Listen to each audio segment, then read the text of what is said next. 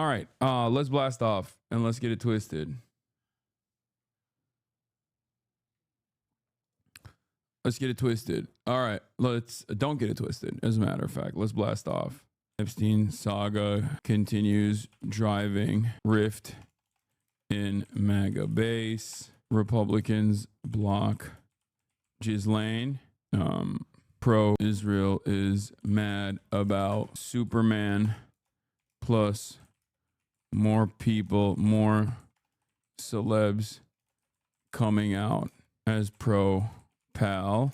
And then Trump goes back to Dem method on Ukraine after getting duped by Vladimir Putin. Chat, did you say please once? Get in now.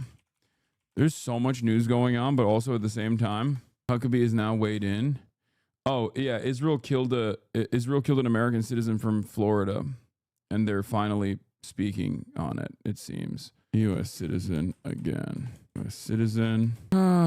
Hasbara at Superman plus celebs coming out as pro-Pal. Okay, that's all of it. Do we have a blast off meme or not? Mona Chalabi interview with the Middle East Eye. Forget Starbucks, boycott the New York Times. What is this? That's my sister-in-law nephew. His name is Saif. He was a kind soul. So it's so fucking sad.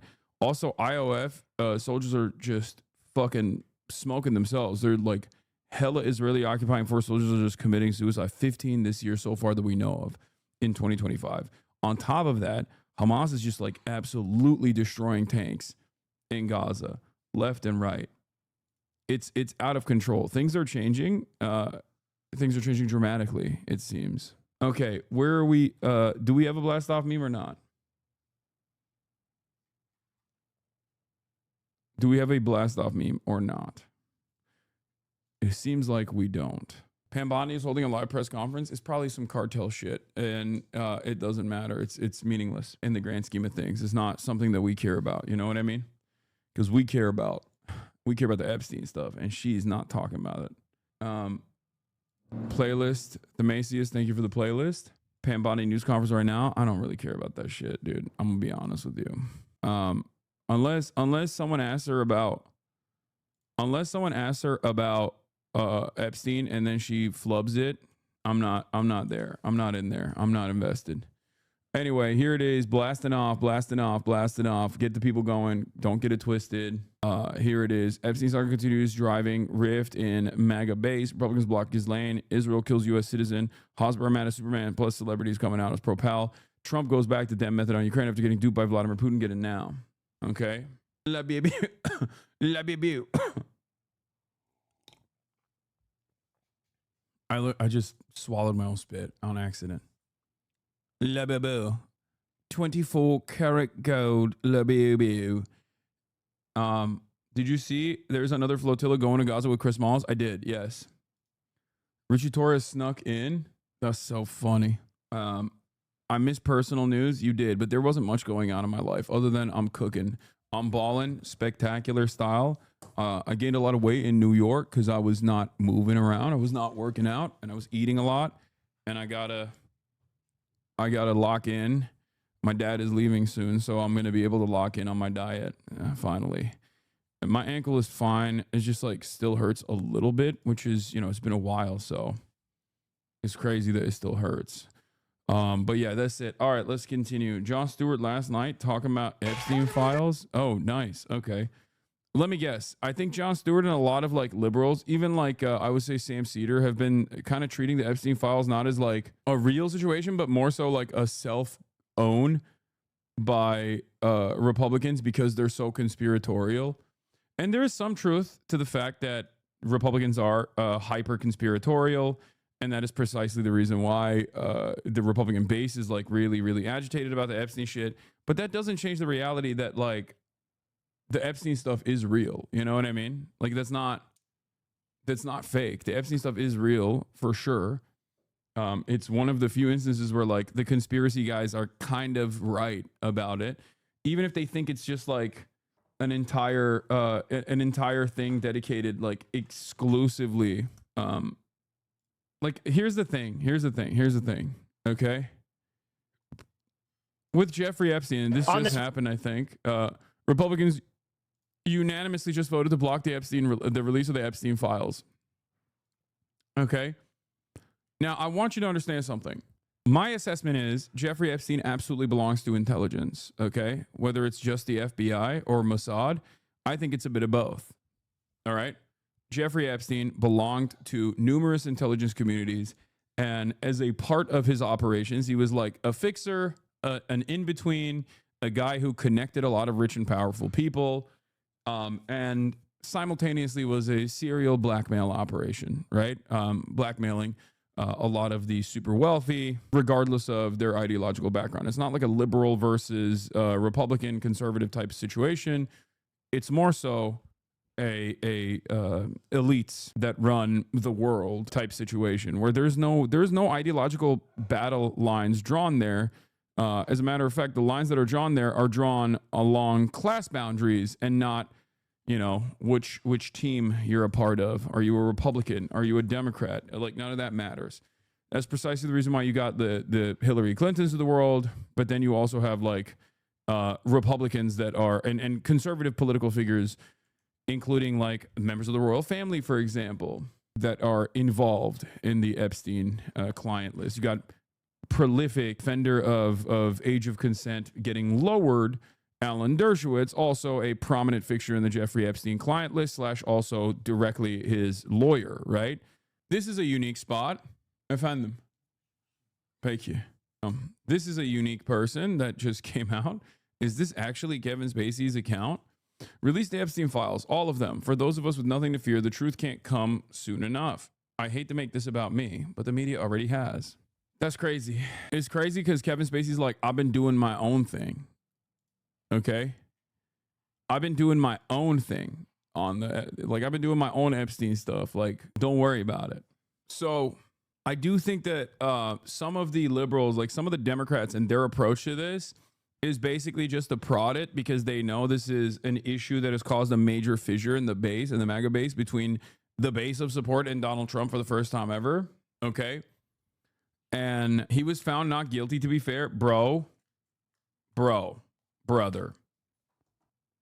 Kevin Spacey found not guilty. Yeah. Kevin Spacey.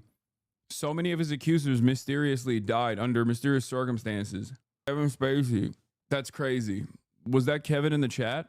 Yeah, that's crazy to say that about Kevin Spacey. Yeah, here is also Kevin Spacey being like, release the Epstein files. Epstein's alleged accomplice pictured posing on British throne with Kevin Spacey. I mean, come on.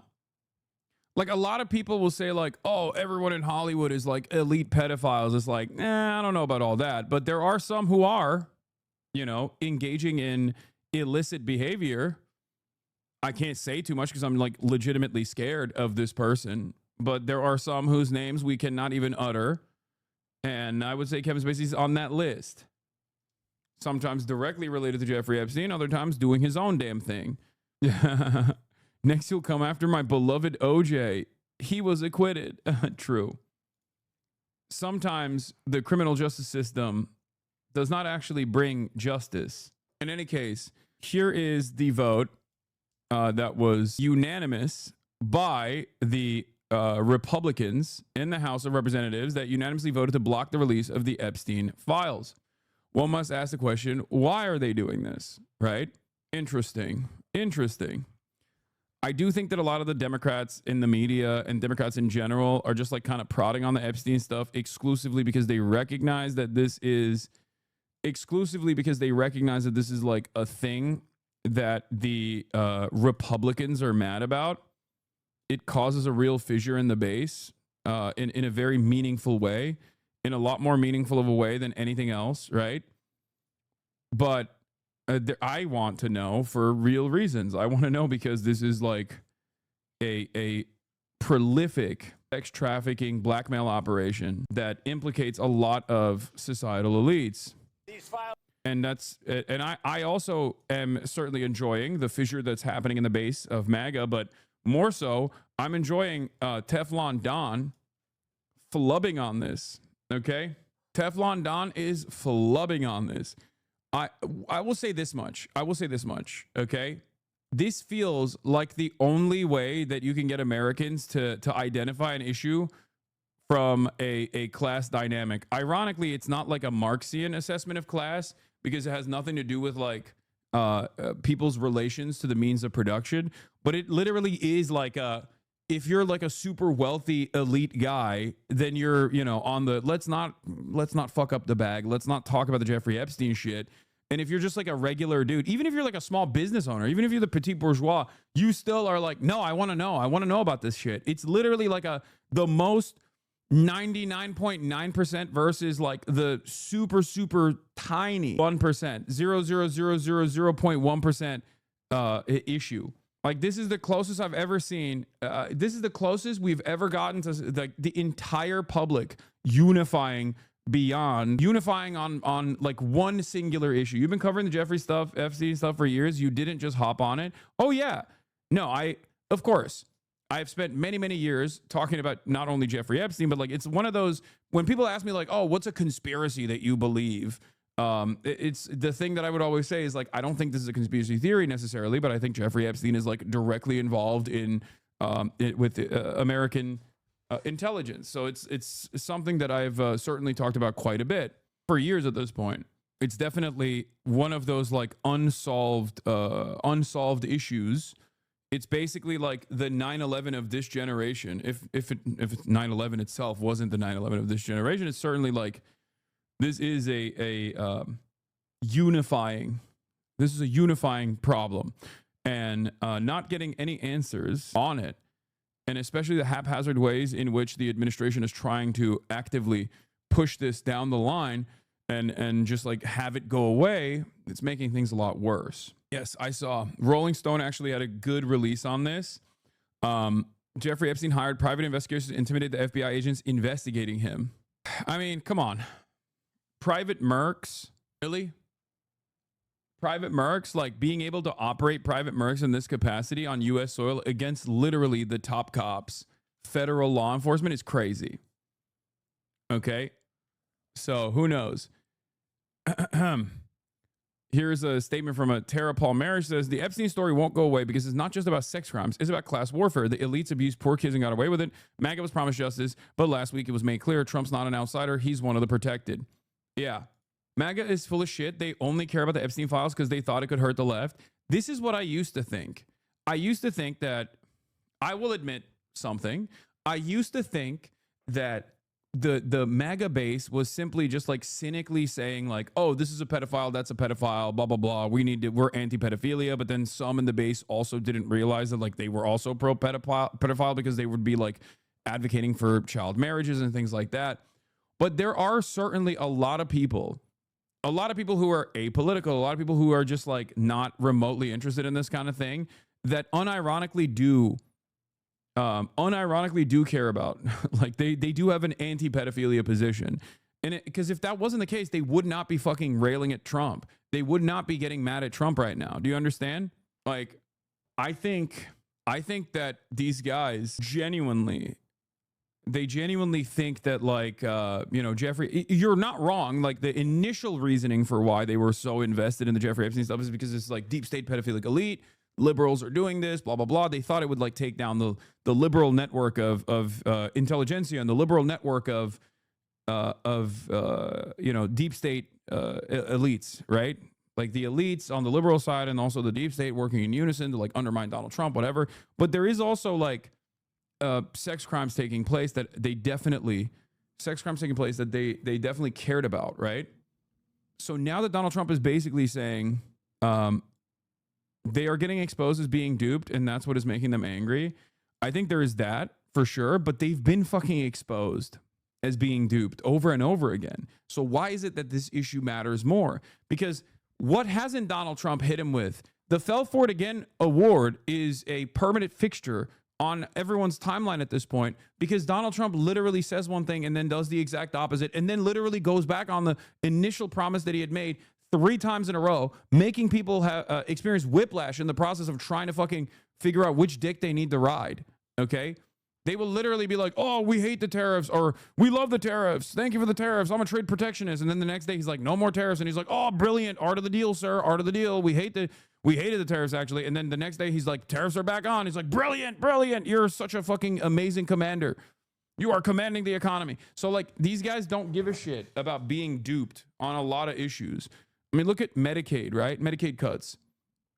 Trump said he was not going to touch Medicaid. He said he was not going to touch Social Security. He said he was not going to touch, like, any of the welfare, right? And yet, they did that. They did that, and everyone shut the fuck up about it. Like, the base doesn't give a shit about that. They don't care about being duped on Palestine, for example. Trump, Mr. fucking peaceful dove. They didn't give a shit. They did not care about any of that. But this is one thing that they do care about, partially because this is something that is like completely in Trump's control. This is something that they really, really were invested in. So this is definitely causing a fissure. But in any case, it says, I need more hogwatch. These are the same people that will rally around religious leaders when they get caught touching kids. I agree. I think that with the Catholic Church, for example, or with like even numerous Republicans like Roy Moore, right? Like, clearly, they don't care about pedophilia that much because they voted for Roy Moore. They defended Roy Moore. They said, oh, the Democrats do it too, you know? They tried to find a way to, like, make that stick. Having said that, I'm telling you, this is an issue that is staying and has staying power because it was such a fucking North Star for so many people. Because it, like, kind of packs up. It is the one real element of, like, QAnon, okay? It is the one real element of QAnon. The idea that, like, there is a notable out and about figure that was doing sex crimes for the elite in a blackmail operation, and we have a right to know who was involved in it, right? Let's see if the right forgets about it. But this has been an issue that has been talked about even when others in mainstream media were not talking about it. There's a reason why Dan Bongino and Kash Patel and all these other people like would even on the campaign say like, oh, vote for Trump because he's going to release the Epstein files. So now this is a direct switcheroo, and it's a switcheroo on an issue that they do care about. Some of the people care about it because they think Jeffrey Epstein is Mossad. Jeffrey Epstein is like Israel's agent, and you know they want to cope and think that like American politicians are being blackmailed by Israel, and that's the reason why they're pro-Israel, right? Like that's a little bit of a Republican cope because they have American exceptionalism in the brain. It's brain poisoning. And they think, oh, America is exceptional. Our politicians are amazing. Our Republicans would never be pro-Israel unless they were like, you know, being blackmailed by the Mossad, right? That's not the case, obviously. This doesn't mean that Israel doesn't engage in blackmail operations. Of course they do. But having said that, that's not the primary motivator for a lot of American politicians and why they actually show unconditional support to the state of Israel. But that is part of the reason why a lot of Republicans care about it, because they think Jeffrey Epstein, he's Jewish. He was an agent of Mossad, and you know, this is like a Jewish trickery is like what a lot of people's assessment is, right? But the greatest conspiracy is one that has a grain of truth. And with the Epstein situation, there is truth here. Like there is truth. There is truth with Jeffrey Epstein as far as his Israel involvement. There is no reason for Jeffrey Epstein, a fucking random New York financier, to have direct access to not one, not two, not three, but 4 different Israeli prime ministers. There's no reason for former Israeli Prime Minister Ehud Barak to visit Jeffrey Epstein's New York mansion in 2016. Like, that's insane, right? It's crazy. Jeffrey Epstein connecting Benjamin Netanyahu with JP Morgan. Like, that's crazy. Prince Andrew. There are so many elite connections with someone like Jeffrey Epstein. He's not just some fucking random New York financier. And it's not like Jeffrey Epstein was a famous at being a New York financier. Like, how did he make his money is a real question that a lot of people have, and they don't know. They don't know how he made his money. It's not like he was cracked at fucking, the stock market or something. So because of all these questions, it's like many people ask, understandably, like many people have, unanswered questions on the matter, or rather not even necessarily unanswered questions on the matter, but they have, they want evidence to fill the puzzle pieces, because the speculations that a lot of people have cultivated around Jeffrey Epstein, crypto maybe. What do you mean crypto? Crypto didn't exist when Jeffrey Epstein became a multi-billionaire. Anyway, let's take a look. On Epstein, the Attorney General briefed you on the DOJ and FBI review, the findings of that review. The Attorney General briefed you on that. On what? On the on the DOJ and FBI on what? review. On what subject? Epstein, on Epstein, of the review of the files. Very quick briefing. Did she tell you, what did she tell you about the review? And specifically, did she tell you at all that your name appeared in the file? No, she's given us just a very quick briefing, and in terms of the credibility of the different things that they've seen. And I would say that, these files were made up by Comey, they were made up by Obama, they were made up by the Biden, we went through years of that with the Russia hoax, with all of the different things that we had to go through. We've gone through years of it, but she's handled it very well, and it's going to be up to her. Whatever she thinks is credible, she should release. Yeah. That's wait, I gotta run this again. What the hell? What the hell? Wait. Briefing, and in terms of the credibility of the different things that they've seen, and I would say that, these files were made up by Comey, they were made up by Obama, they were made up by the... Why are you so nervous, bro? Why are you so nervous? What is this? Also, it's like, so Hillary Clinton put herself on the list? Like, what is this? I don't understand why he's also getting ahead of it. Because this is when you're trying to get ahead of something that is going to come out. Does that make sense? It almost feels like he's trying to set up, he's trying to set expectations that, like, you might hear someone's name on there. You might see someone's name on there, a beloved figure, but believe it's because Obama, he put me on it. Right? A lot of phony stuff on there. Phony. Biden, we went... The Biden, we went through years of that. So why didn't they release it? If the Democrats, if the demon rats, okay, if the dummycrats were the ones who actually created this list, why didn't they release it and weaponize it against you?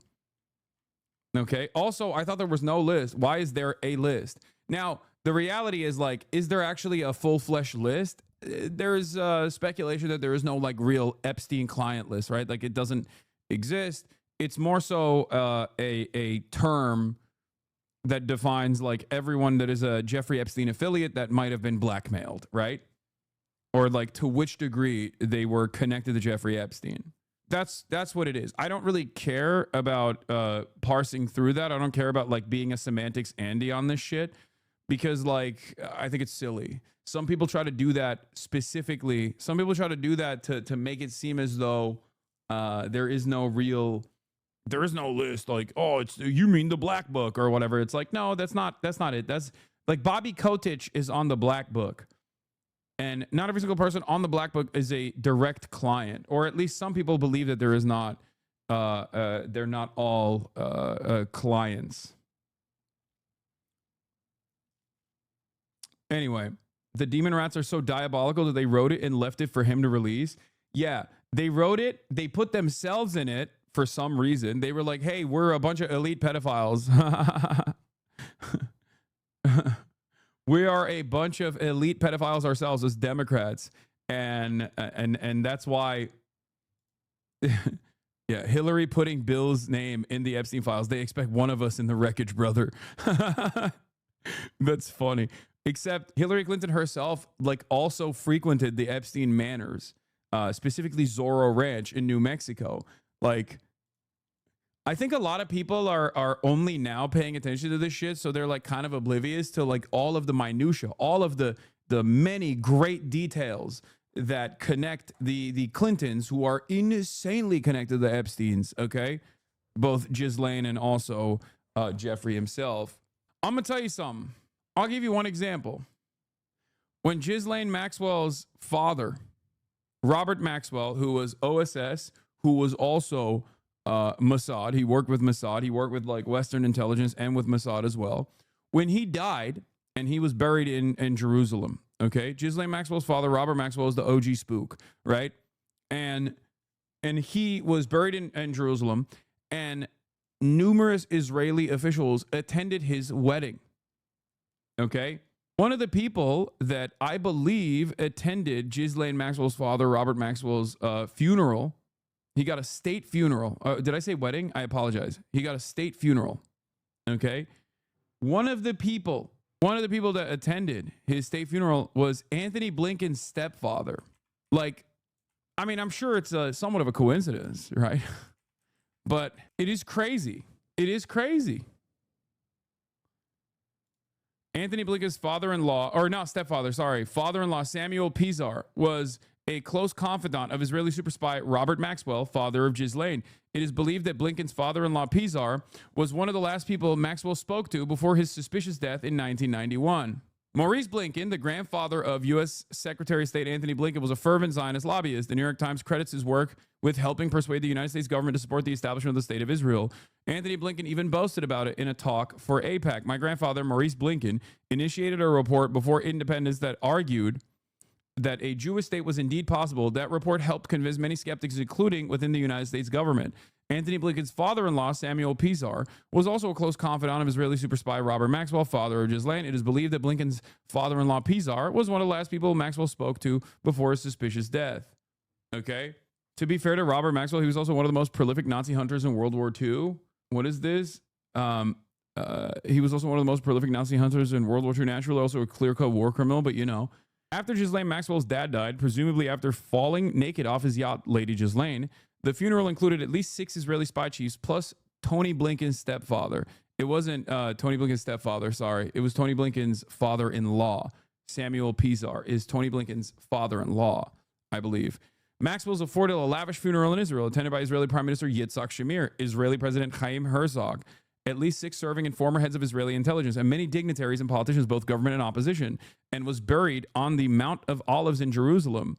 Herzog delivered the eulogy, and the Kaddish was recited by his fellow Holocaust survivor, friend, and longtime attorney, Samuel Pizar. So it's just crazy to see all this stuff.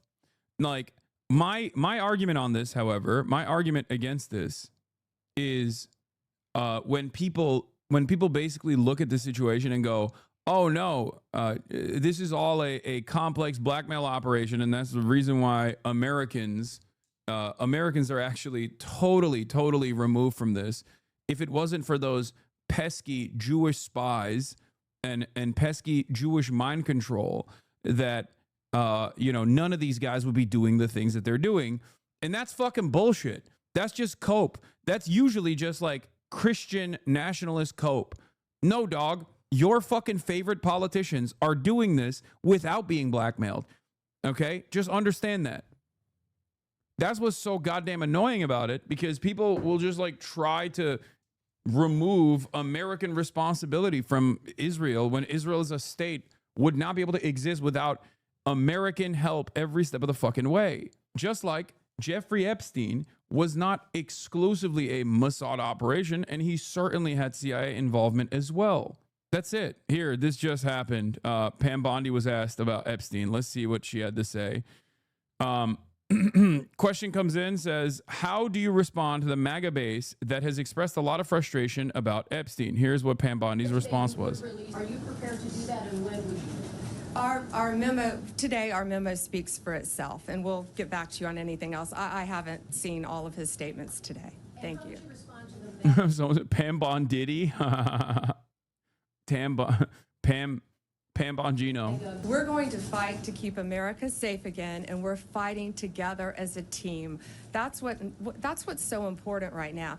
You know, we've got a war on drugs. We've got a war on human trafficking. We've got cartels in this country, and we are going to do. We've got foreign adversaries around this world as well, and we're all.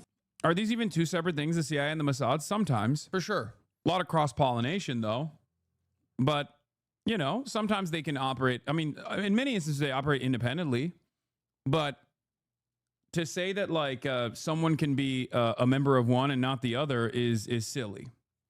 There are plenty of people, whether it be Robert Maxwell, as we talked about just now, or Jeffrey Epstein, or a Benjamin Netanyahu, that has worked in intelligence both for Israel and also American intelligence at the same time.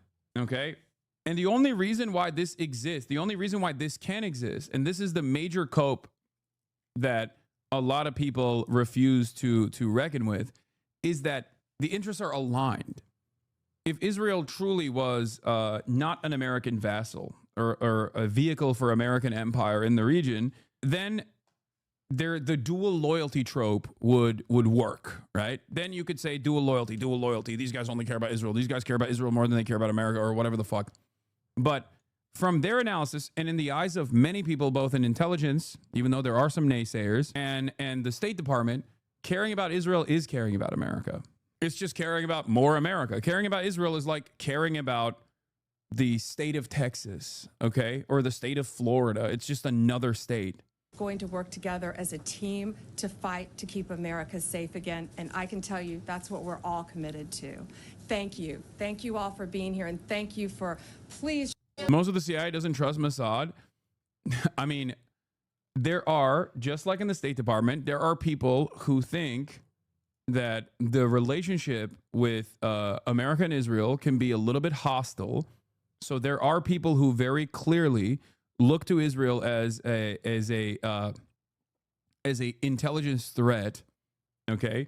Because Israel does at times and has at times actively overstepped. But I would say that in the last, like post 9/11, on terror, especially Obama, since Donald Trump in office, has been driving the fucking American foreign policy in the region aggressively.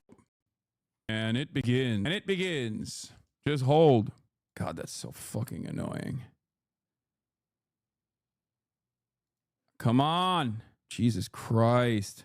Just hold. What the hell, dude? What the hell is going on? Are we back? Is it actually stabilized? Is it? It's not on my end. It looks like it's not stabilized at all. But maybe it's fine. I don't know. Why is your hotel setup better? Dude, I'm telling you, it's because it's fucking bitrate is low, but it's okay. It's fine.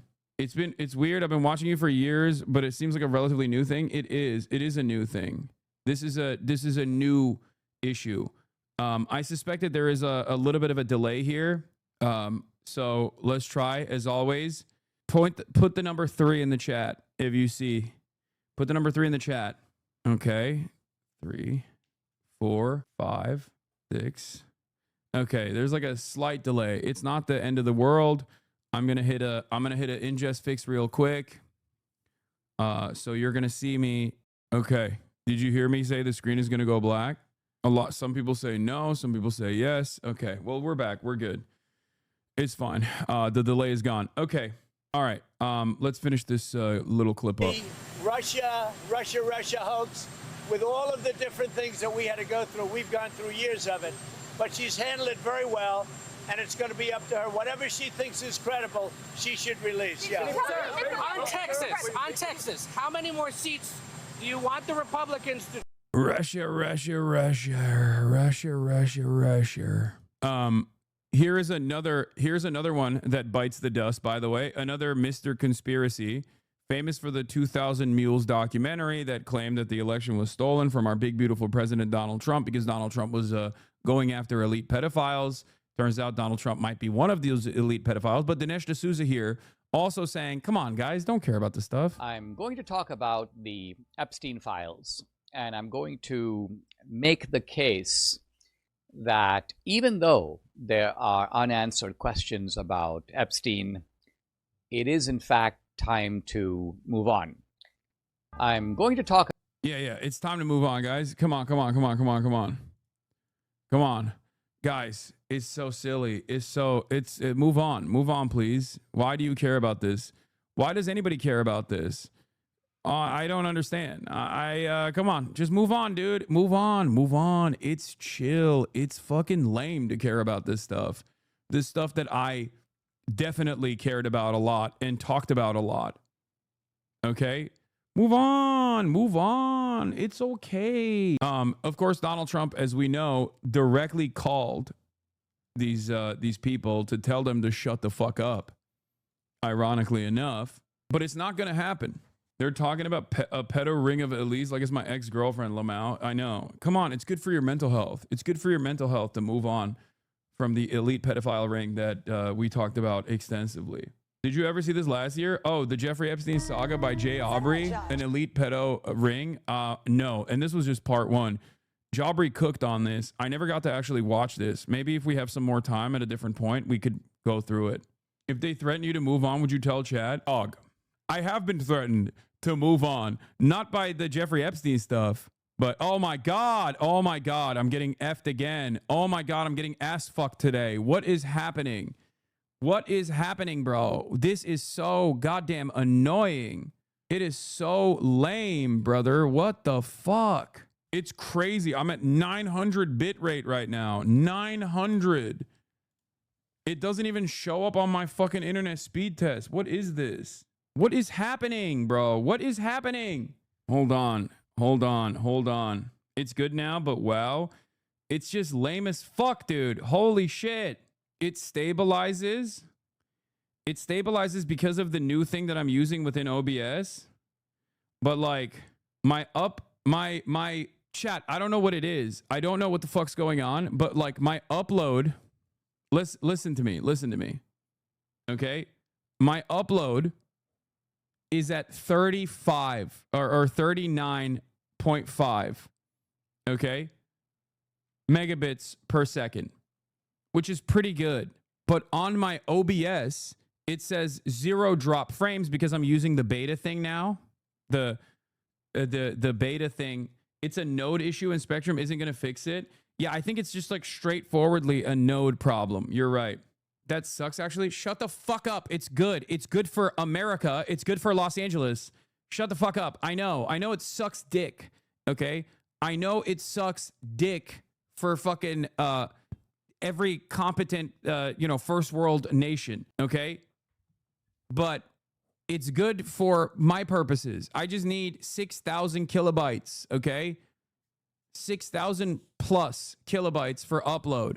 Oh my God, everyone is so goddamn annoying. For my purposes of streaming, all I need is 6,000 kilobytes per second on my upload. It's good for Los Angeles to have 39. It's more than I need. Okay? However, on my internet speed test, it shows 39.5, but on my OBS, the number is 900 kilobytes. Not even 1K. And I don't know why. And I have a fucking business connection. Okay? I have a business connection. This is a relatively new thing, and I think it's ISP related. Oh, it's not a DDoS, dude. It's not. There is no fucking direct denial of service or whatever that actually only fucking tampers with your upload speed, but only on your fucking OBS in a way that like my OBS picks up. It is my ISP.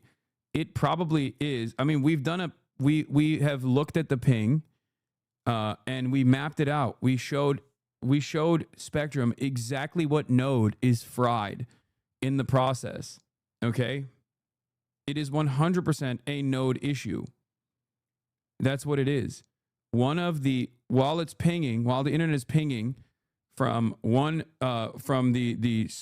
infrastructure, by the time it gets to my computer, there is like a massive fucking drop off. Anyway, when people were asking me like, has there ever been a moment where they've told you to move on? Would you tell us? Yes. The answer is yes. Ironically enough, I just got censored by my fucking ISP, but yes, of course. Look at Israel Palestine for years and years, and I mean, I've been an advocate for Palestinian emancipation for years. Okay, and there was a point after October 7 when people were like, "Dude, you got to shut the fuck up about this." My agency told me to dial it back, that I was too hot. Okay. Oh my God, right on cue. The fucking stupid ass gifted alerts get busted too. It's amazing. I hate this. I hate this so much. Everything is broken. Okay. Speedify will fix this? What the fuck is Speedify? Get Speedify. You can plug in your IRL bag as an automatic backup. I don't know what that is. After October 7, every single day I was getting warnings over and over again to shut the fuck up. People were trying to fucking cook me. People were trying to deplatform me. They still are. Okay? It doesn't matter. I never stopped. I am a incredibly stubborn person. I'm an incredibly stubborn person, and I have my convictions. And when I laser in on something, I don't fucking ever shut the fuck up about it.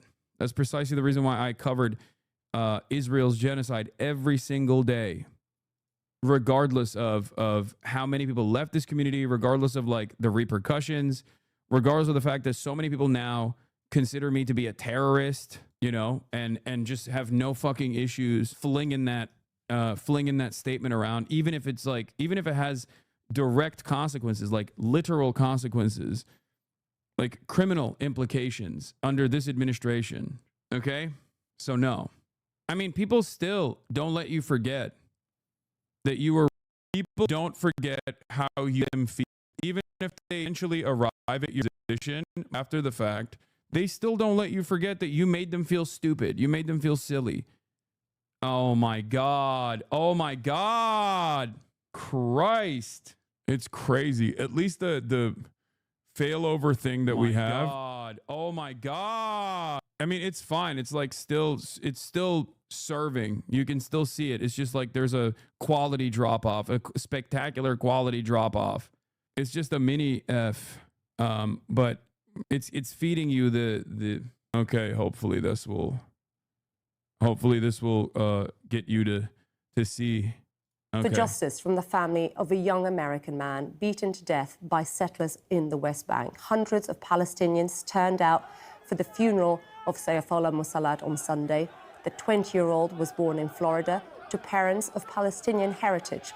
The Palestinian Health Ministry and eyewitnesses say settlers severely beat him in a town north of Ramallah. His family says that he was trying to protect their land. The State Department says it's aware of reports, and Israel says it's investigating what it calls a confrontation. Let's get more from our Jeremy Diamond. Jeremy, what more can you tell us about this? This is an American who also is a Palestinian from Florida. He goes to the West Bank. He gets brutalized by the settler terrorists. He gets beaten to death. He gets beaten up. And then the settlers also do the same thing that they always do, which is stop ambulances from reaching him. They've killed yet another American citizen. This time, it's not even the IDF sniping an American citizen. This time, it's the IDF protecting the settlers that killed an American citizen. This is not the first time this has happened, okay? Understand something. It has been doing this. Stop. Hold on. I have to fix this. I have to fix this. Hold on. I have to fix it. I have to. I'm so mad. Fuck. This is unacceptable, dude. This is fucking unacceptable. Hold on. I mean, it's back, but it doesn't matter. It just keeps fucking dropping. And it keeps dropping like crazy. Hold on. I'm going to see if it actually, if I can like connect to it. I bet New York City's sounding nice right now. This did not happen when I was like literally connected. Hold on. I'm going to try something here. I'm going to hit the BRB screen for you guys. 1 second. And I'm going to try to see if I can like connect directly to the fucking, connect directly to the TV, the pack that I have, and disconnect from my Ethernet for a second. I don't know if it's going to, like, I don't know how to Wi-Fi here. It's so damn annoying. It's effing again. There's no choice. There's no choice. I have to do this. I'm getting destroyed right now.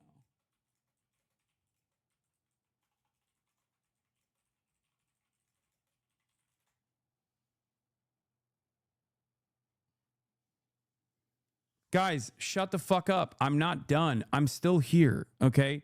What? On screen tab router. That's it. Now my monitor is turning on and off. Oh my God. My monitor is just straight up turning on and off nonstop. Dude, I think there might be like something wrong with my computer. I'm legitimately thinking I might be hacked. My main monitor keeps turning on and off over and over and over again.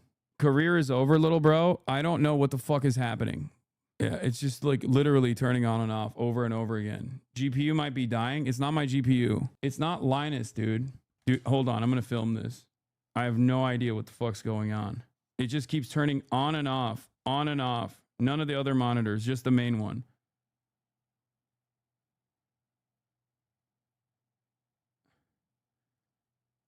Look. Chat, look, it's happening like right now. Look at this. Do you see this? It's just blinking on and off. It's fucking haunted, dude. It's probably just a bad cable. It's kind of crazy that like every single day there is like a million different issues.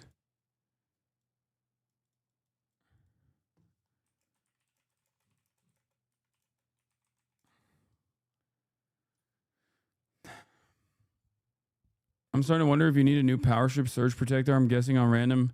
No, it's not. It's just like possibly loose cable when slam the fist. Maybe.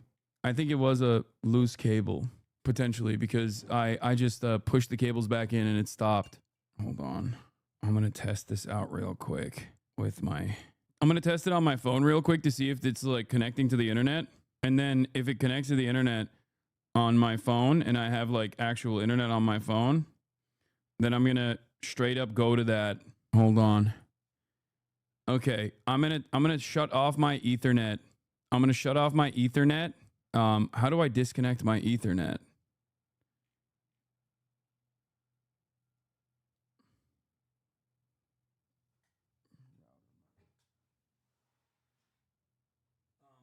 Hold on. Just unplug it? Really? You're using an Ethernet connection, swap 5 cables, the wires can come loose. It's been fine now, but it's gonna get fucking cooked again. It's gonna get cooked again. So I'm just gonna swap over to my bag and use the bag. Unplug the Ethernet manually or swap the connection through Wi-Fi settings. No need to unplug. How do I do that though on Wi-Fi settings? That's what I'm saying. Like I have the Wi-Fi, it's connected, it's secured. I guess manage known networks. No. How do I shut off the Ethernet without touching it? Without unplugging it? Network connections, right click, disable. No, that's not working either. This is just Wi-Fi, network and internet. Ethernet is connected. I wish there was a way to just like disconnect it. Change adapter options, right click and disable Ethernet. Okay, well, it's been fine for the time being. So maybe it's just like automatically switching over to the Wi-Fi, right? Wait, let me disable the Ethernet. Okay. Yeah, I'm on the No, it's fine. It's fine. We're just on the bag. All right, I'm just using the bag. Okay. We're good. I disabled the Ethernet. I'm just using the bag as Wi-Fi successfully. All right. And now in order to test it, in order to fix the delay, you're going to see another mini F, I think. Or wait, hold on. Press 4 if you see this. Press 4 if you see this. Press 4 if you see this. Type 4 if you see this. Okay, the delay is minor. It's not major. All right. I'm just using the Wi-Fi, okay? All right. Yeah, you would have to disable the Ethernet for the stream to move. That's the right move. Your established connection to Twitch will stay on the existing connection until you interrupt it. Hope the bad connection stays up. Okay. Second largest city in the richest nation doesn't have reliable internet. Yeah, it's fucking insane. It's been smooth as fuck now. It only glitches when you go back to the news. Sus as fuck. No, insane that the bag at home is better than American ISPs. Yeah, I'm currently using my Wi-Fi bag. It's gross. It's disgusting. It's insane to me that like that is a more reliable, more sustainable way to fucking operate here with a wireless internet than my fucking actual Ethernet, my direct Ethernet connection. The bag is already plugged in. Don't worry. I have someone who's like yelling at Spectrum right now. What is the speed of your home connection? I don't know. It doesn't matter. All right. Okay. So we were in the process of trying to talk about Israel before my shit got busted. Okay. So we're back at it. I'm going to cover it now. An American from Florida, from the state of Florida, who is of Palestinian descent as well, goes back to the West Bank and is hanging out with his family. Settlers attack him. They beat him near to death. And then they stop the ambulance from reaching him. The American dies. Okay? This is not the first, nor most likely will be the last American citizen that has been killed by Israelis or the Israeli state directly. Okay? That is where we're at. Let's take a look. It's from the family of a young American man beaten to death by settlers in the West Bank. Hundreds of Palestinians turned out for the funeral of Sayfullah Musalat on Sunday. The 20-year-old was born in Florida. to parents of Palestinian heritage. The Palestinian Health Ministry and eyewitnesses say settlers severely beat him in a town north of Ramallah. His family says that he was trying to protect their land. The State Department says it's aware of reports, and Israel says it's investigating what it calls a confrontation. Let's get more from our Jeremy Diamond. Jeremy, what more can you tell us about this American that was killed in the West Bank? I know you and your team have been doing some fantastic reporting. Just bring us up to date with the very latest. Well, Issa, he is an American citizen, but in many ways, what has happened to Saif Musallat is part and parcel of the violence that we have seen against Palestinians in the West Bank, both by the Israeli military, but also by Israeli settlers. And that is the context with which to view this story. And in fact, as we were covering this story, our team as well also came under attack from Israeli settlers in the area. In the back of an ambulance, Saif Musallat's aunt says one final goodbye. She is far from alone. Hundreds in this West Bank town have come to honor the American son who was deeply rooted in his Palestinian community. Saif was killed on Friday, just 2 weeks before his 21st birthday, beaten to death by Israeli settlers, according to his family. Those settlers also shot and killed another Palestinian man in the same attack, according to eyewitnesses. It is a senseless, all too common outcome. Wait, what? Is there some?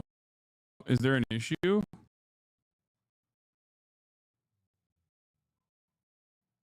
What is happening? I don't. Nothing is showing on my end. Going on?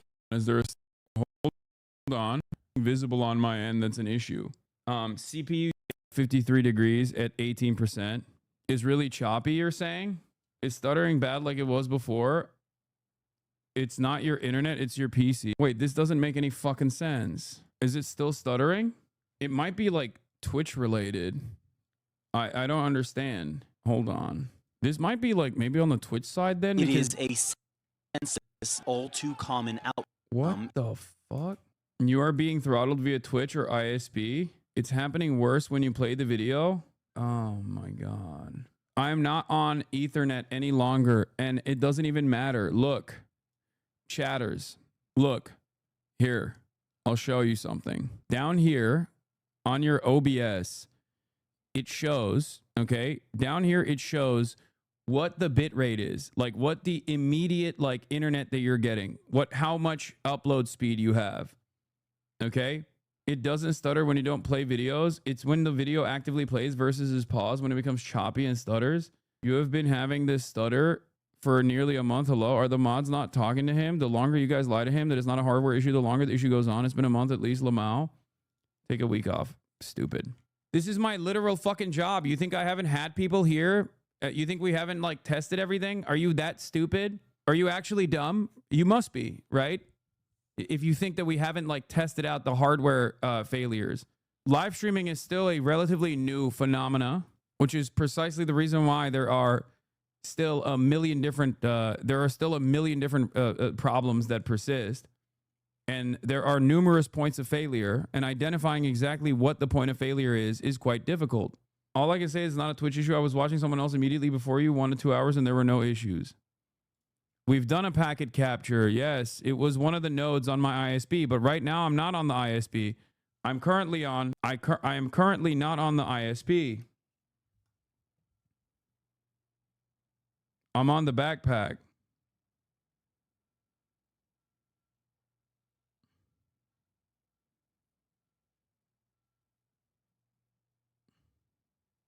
Then the entire stream stutters, but on the bitrate side, fine. It could be a driver related issue. It could be a software or hardware related issue, but we did all of that. We like literally fucking, it could be that your ISP is exacerbating the issue with your CPU or drivers. Yes, the backpack is using, I'm on Wi-Fi right now from the backpack. What the fuck? This is so lame, dude. I'm on, is your CPU a 13th or 14th gen Intel CPU? It might be like, it might legitimately be the CPU, honestly. I don't know what it is, but it's so fucking annoying. All right, I'm going to keep trying to watch the video and hope that it doesn't actually fucking stutter. in the West Bank.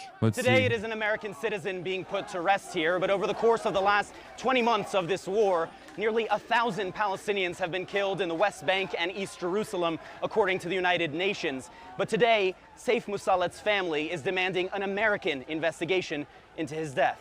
We want justice. His father, Kamel, was home in Florida, where he runs an ice cream shop with his son, when he got the call that Saif had been attacked by settlers. You never think that it's your son or anything like that who is this happening to. And then I got word that it was my son. He was hit, he was beaten, he lost conscience, but nobody could get to him.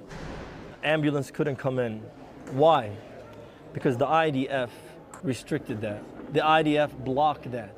So you hold the Israeli military? I hold the Israeli military just as responsible as the settlers and the American government for not doing anything about this. The State Department said it is aware of Saif's death, but declined to comment further on calls for an investigation.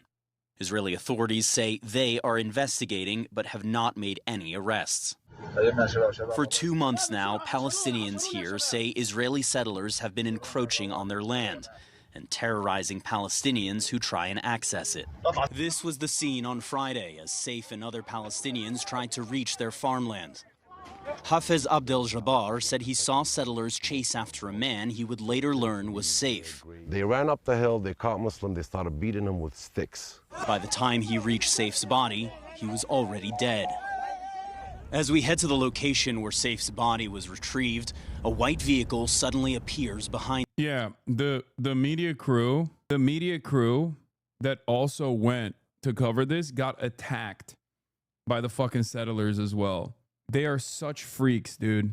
It is crazy. Here's a Haaretz reporter on it. I was today in the area where an American Palestinian citizen and another young Palestinian were killed last night. And the main thing I have to say is that a gang of settlers, among them the most violent I've ever seen, has emerged there. This isn't the first time a violent attack has occurred right there. In fact, last week, German journalists were attacked there. It's also not far from the village of Malik, where a few weeks ago, settlers set houses on fire. At the end of April, in the same area, houses were torched in the village of Sinjil. Yesterday, 2 masked Jewish individuals were arrested there and brought this evening for an extension of their detention. A reservist soldier was also arrested, but has already been released by the military police after an investigation. Along with a Palestinian suspected of stone throwing, there's evidence that this Palestinian was attacked with batons before being arrested and was brought on Monday for an extension at Ofer. The police are demanding that the Palestinian Authority hand over the 2 bodies of the results of an autopsy. Now it's true, without bodies or an autopsy, investigating the death of the Palestinian becomes difficult, to say the least. But how do we get here? Due to a complete lack of enforcement, due to a lack of prevention, and because gangs are allowed to run wild. And this is the fault of the Israeli authorities, who along the way have earned the complete and justified distrust of the Palestinians, sadly. By the way, yesterday's event began when Palestinians arrived together at an area that the settlers had also taken over. They call it a farm. They arrived together because it's no longer possible to go there alone due to, yes, you guessed it, the violence. In last night's incident, 2 settlers were also injured by stone throwing. And according to the settlers, Palestinians set their equipment on fire.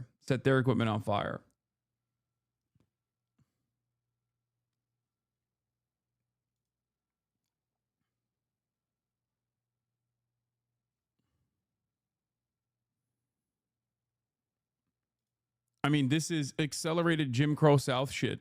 In the West Bank, there is a military occupation that demands that literally reinforces the Jim Crow South style lynching operations. The government takes advantage of this. They use the Klan, like the Jewish version of the Klan, basically, as its pioneers. It is state-sanctioned terrorism. This is a process in which they take up further and further land. They go in and they steal more land every day. It's completely insane. This is the West Bank, by the way. This is not Gaza. An Israeli settler asked Hilltop Youth terrorists how they'll punish murder of Palestinian, burning, strangling, or shooting. He gave each a prize for his answer. The lesser prize went to the one who said strangling because he considered him too gentle. This is the front line. This is the other side of the story. This is the West Bank, okay? This is what the fuck's going on in the West Bank every goddamn day. where they go in and they light entire villages on fire. As settler pogroms surge, Israel's National Security Minister Ben-Gvir announced the creation of a new police force composed of settlers in the occupied West Bank at the Tomb of the Patriarchs, where Gvir's idol, a settler named Baruch Goldstein, massacred 29 Palestinian worshippers.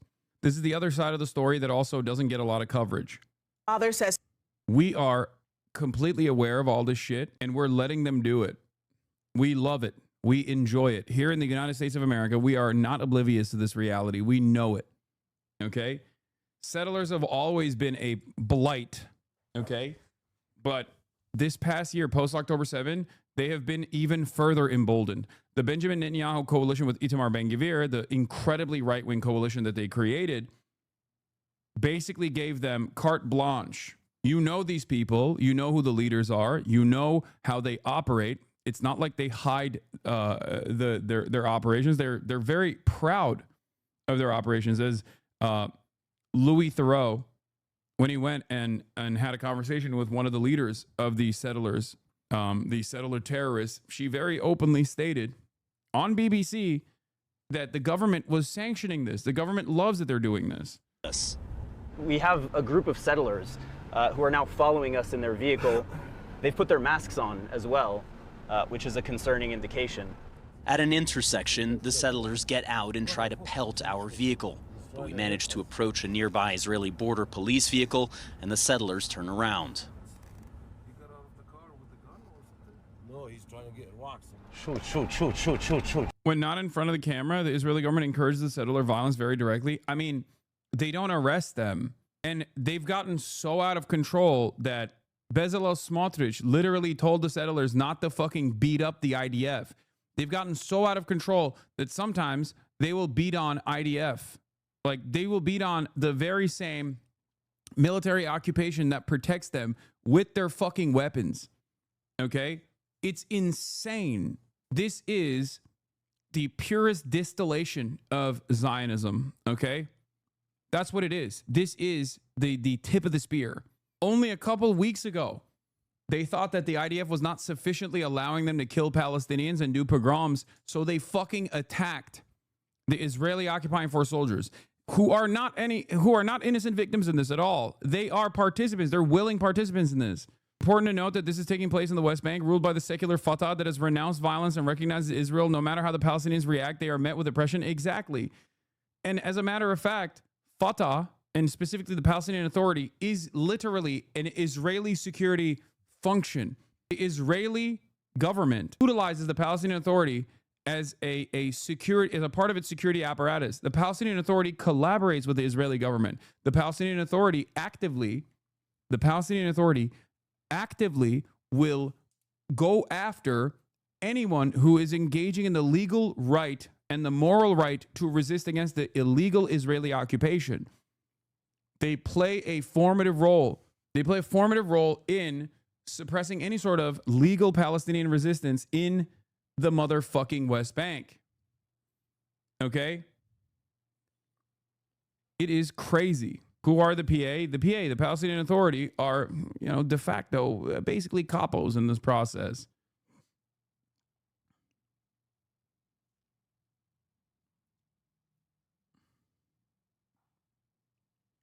And this is before we look at the harrowing sights coming out of the Gaza Strip, where the ethnic cleansing operation is in full swing. This is why I say the notion of a two-state solution is bullshit. It's already one state. Shoot. Everyone okay? Yeah, shoot. Go, drive, keep driving. The masked men smashed the rear windshield of our car, but we managed to speed off unharmed. No. They turned. It is just a small window into the reality here. If it would have took us 5 more seconds, we all would have been beaten with these think they sticks. would have beaten Yes, us? sir. But your son was also killed. In January 2024.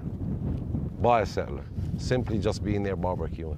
What does that feel like to have to constantly try and tell the world what's happening? You scream into the whole world, and the whole world is watching. Simply silent.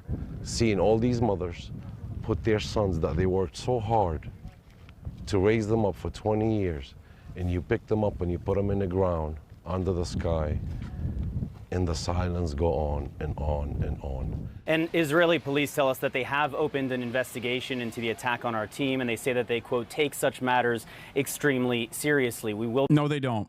No, they don't. They fucking do not. The Israeli occupying force literally sniped a American citizen of Turkish descent who was partaking in the protest in the West Bank. Like, she was in the vicinity of a protest. They shot her in the head. No justice. That happened under Biden, by the way. No justice was ever served. No punishments were ever dished out. So all of these statements coming from like Mike Fuckabee, for example, where is it? He had a statement on this. I've asked Israel to aggressively investigate the murder of Saif Moussalet, an American citizen who was visiting family in Sinjil when he was beaten to death. There must be accountability for this criminal and terrorist act. Saif was just 20 years old. There's no way out of this. Okay? Like, these people have to be arrested and prosecuted, and the Israeli state is not going to do it. They have to literally go through a process of denazification in Israel, straight up. U.S. Ambassador to Israel Mike Huckabee calls for the settler killing of American Saif Moussalet a criminal and a terrorist act. Asked Israel to aggressively investigate. Note, not just settlers, Israeli forces also blocked ambulances from Saif. Trump had removed sanctions on the settlers. The minor sanctions that Biden had put on the settlers, he also went back and forth on. Some of the settlers, not even all of them. Some of the worst. Saif Moussalet's dad says U.S. leaders still haven't reached out days after the Israeli settlers killed his son. And it wasn't just settlers. Soldiers blocked ambulances for hours. Saif is now the 7th American killed by Israeli violence in the last 21 months. Now, understand something. What is the treatment? What is the treatment for an American who is of Palestinian descent versus an American from New Jersey can join the foreign army of the Israeli occupying forces to do war crimes and get taken hostage in the process? And the media cycle is dominated by how fucking spectacular of an injustice this is. An American Israeli dual citizen can join the Israeli military, a foreign military, and get taken hostage or a prisoner of war in the process. Okay? As he has joined the war crime brigade. And the media will talk about how this is a big, beautiful boy. This is our American son. This is our American son. How dare Hamas do this? How dare Hamas do this? He is an innocent hostage. But when an American civilian is visiting their family in the West Bank and gets killed by psychopathic, far-right Jewish Nazis, the Jewish Klan, and is victim to a lynch mob, and the Israeli military and the settlers stop an ambulance from even reaching this person, as is normal practice in the West Bank, by the way, for those of you who don't know, there is no similar reaction. The state doesn't reach out to the fucking family. The state does not even reach out to the family. Nothing comes of it. No justice is ever served. Do you know how many Americans the Israeli military has killed in the past 20 months? Sorry. She's got a meeting. Thank you. No insight on the Americans killed by the Israeli military, Senator? Every single one of these politicians are fucking culpable, okay? We know this is what's going on, and we let it continue. And anyone who speaks out against it for years was actively suppressed, was considered an enemy, was viciously smeared as an anti-Semite for recognizing this glaringly obvious injustice, the unlimited cruelty, and speaking out against it. You were called an anti-Semite. Demands for your deplatforming. We must fire this person from their job for having an opinion that is consistent with now the majority. And through the last year and a half, as people have consistently protested, more and more people have become aware of this reality. Okay? That's why I tell you not to stop. That's why I tell you to keep pressuring the government to get anyone you can to listen to you, to get them to also join the protest, to get them to also join the boycott, divestment, and sanctions movement. You can't stop, and you must not stop, especially now when the pressure is mounting. It's becoming undeniable. Saif Mosallet, a U.S. citizen of Palestinian descent, was brutally killed in the West Bank while visiting family. The U.S. should conduct an independent investigation into his murder and demand accountability for all those involved. What is this? Small shout out on the latest doom scroll from Tim Heidecker. Is it possible now to posit a type of progressive masculine identity? Like, how do we start to approach that topic? Well, I try to be that person. I think I guess you had Hassan on. Yeah. There are guys Who is out there. shorter than me, by the way. Is he really? Just to be clear, yeah. He did something for us years ago before he was talk of the town. But I mean, there are models out there, I think, that are like, you know, I find I'm a pretty average. I can't believe above Joshua average Citarella would just fucking viciously lie and smear me like this. in terms of appearance, I would think. Yeah. Have you ever linked up with Tim Heidecker? Dog, he just said, I've done his show, which is true. I did. I did one of his like Christmas specials a couple years back. For my age. But, you know, I'm a dad, white, heterosexual, cis male, I identify as. I mean, I don't think about this kind of stuff on a day-to-day basis, but if I analyze it, I'm like, I could easily be on the other side of this. You know, I could easily identify with all kinds of Trumpian MAGA kind of things. And I just don't. Wasn't that the one where you met Tim Robinson and made a Dan Flash's joke that didn't land? I think so. Damn, you guys remember my experiences better than me. That's crazy. Anyway, let's watch this Democracy Now! Clip. Yeah, shout out to Tim Heidecker. The family of 20-year-old American Saifola Musalat is demanding justice and for the U.S. government to lead an investigation into his killing by Israeli settlers. At some point, the settlers descended on us from above with batons and just beat us up. The young Palestinian men that was with me more than myself, and myself as well, is very evident from the bruises on my face. It's important to note that there were Israeli soldiers there. They literally pried us from the settlers' hands while they attacked us while we were on the floor and they were on top of us.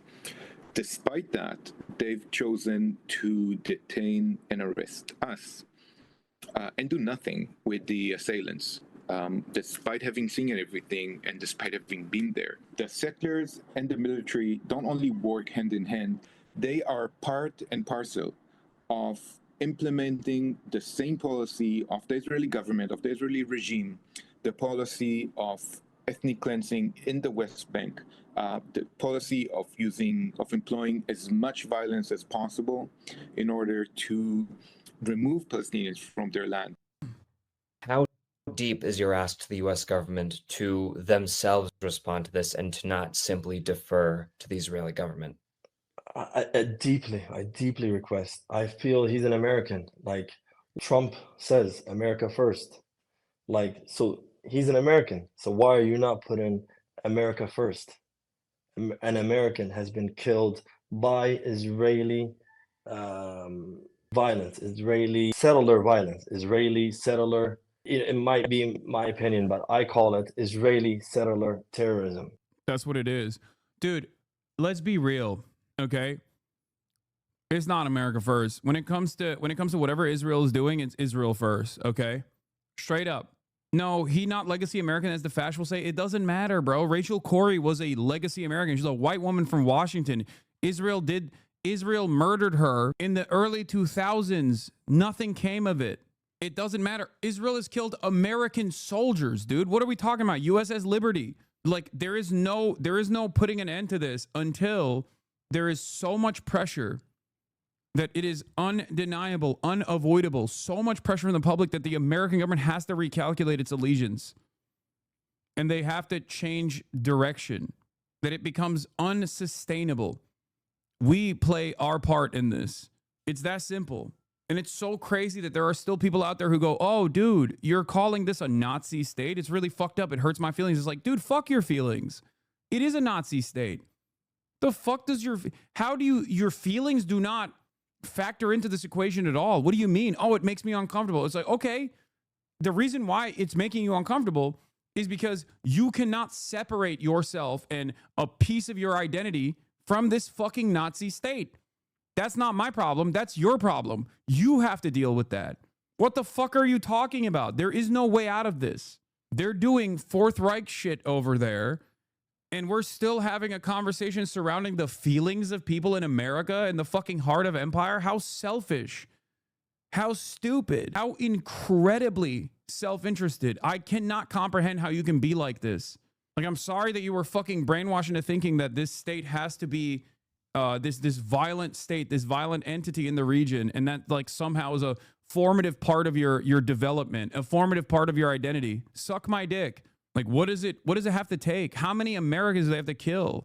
It's clear that they don't care about the Palestinians that Israel kills. Clearly, unfortunately, it's ridiculous, which is why anytime someone comes out and is like, well, you know, I've been silent on this issue, but like the reason why I've been silent is because like I don't want to hurt people's feelings. It's like, no, dude, you're a fucking moron. Okay? You're a fucking insanely selfish person.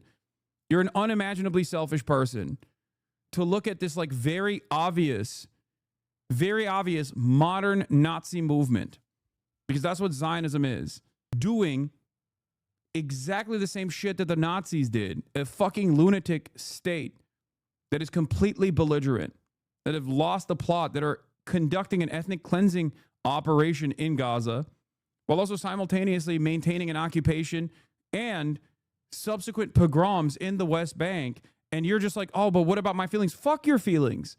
That's something that you need to fucking deal with on your own, silently, quietly. Okay?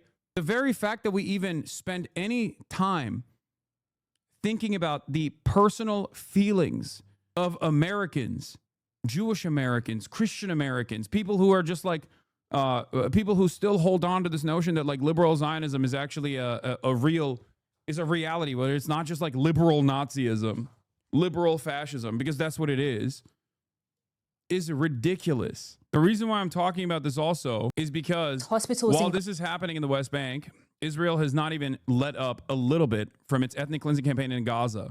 Okay? But this is also causing complications in Israeli society. And finally, the New York Times is even writing a guest essay on their op-ed side. The paper that banned the word genocide for nearly 2 years just published this. I'm a genocide scholar. I know it when I see it. Finally, even the New York Times, which has been an incredible defender of Israel, like an insane defender of Israel, has finally come out and is allowing people on their op-ed side to basically fucking write the truth. Something that we've all seen, something that we all recognize. It also doesn't end there. I mean, it's like Israel has still consistently bombed Lebanon and conducted acts of terror in Lebanon, on Lebanese soil throughout this entire process with very limited media coverage. Israel is also using the Druze in Syria against the current American-backed HTS Syrian government, okay? And I'm not even a fucking fan of those guys, right? I mean, that's literally Al-Qaeda.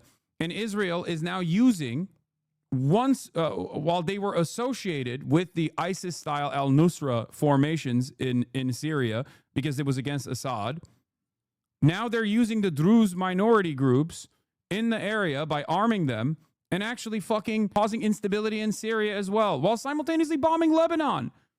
What are we doing? They are a danger to every fucking nation in the region. They're a danger to every single person in the area. But is my feelings not important to you, Hassan? What the hell? Shut up, dude. Don't even joke about this shit. But yes, the answer is simple. Your feelings do not fucking matter. I know that person is joking.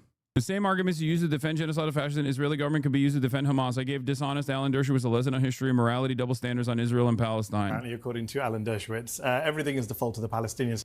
So many falsehoods in there. There was no Palestinian state offered in 1967. That's when Israel began its illegal occupation of the West Bank and Gaza. And even if we buy this nonsense that Clinton and Barack... They aren't arming the Druze. They're firing airstrikes on behalf of them. And one of the many Druze spiritual leaders is trying to align himself with Israel. Yeah, they're gonna use the Druze to do more land grabs and shit in Syria. I mean, they already have occupied chunks of Syria beyond the Golan Heights that they permanently annexed. 1948. I didn't interrupt you when you were speaking. Can I say my point? You've said all your falsehoods. Now I'm going to debunk them. You said that Clinton and Barack offered a state. Not true. At Camp David, both sides turned down the deal. Shlomo Ben-Ami, who was the foreign minister, said, I wouldn't have taken that deal at Camp David, the Israeli foreign minister. Then Taba came along, and Taba fell apart because Barack went to the polls and lost the elections. Ehud Barak lost the elections. He was a lame duck prime minister. Sharon came in. So you can rewrite history all you want. No one believes that's the case. But even if you were telling the truth, which you're not, let's talk about today. Benjamin Netanyahu brags that he's blocked a two-state solution. The guy who you volunteered to be a lawyer for in front of the International Criminal Court, wanted war crime suspect, has openly bragged that I blocked a two-state solution. His words, I blocked a two-state solution. So you can rewrite history all you want. The present day is proof that you're talking nonsense. This Israeli government, this far-right government, has no interest in peace with the Palestinians, only interested in ethnic cleansing.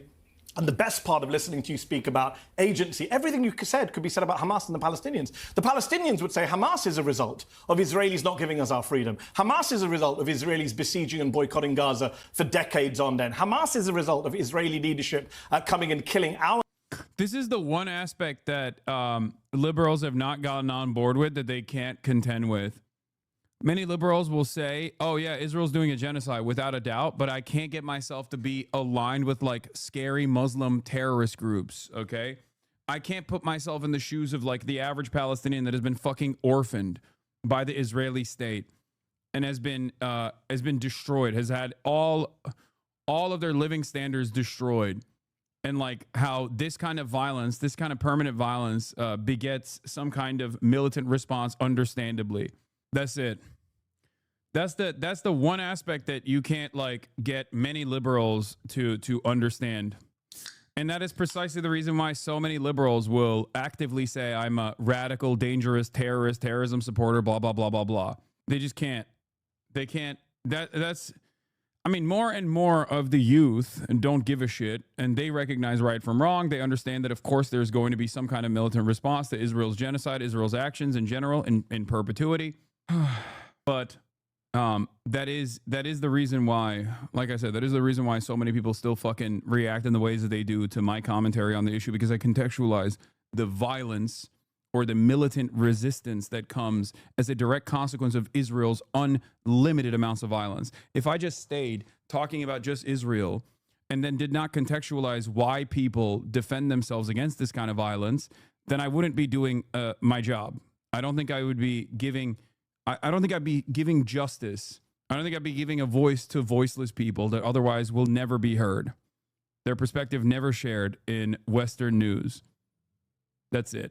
Omer Bartov is a professor of Holocaust and genocide studies at Brown University. Okay? He is the one who wrote the op-ed on the New York Times. I'm a genocide scholar. I know it when I see it. Never again.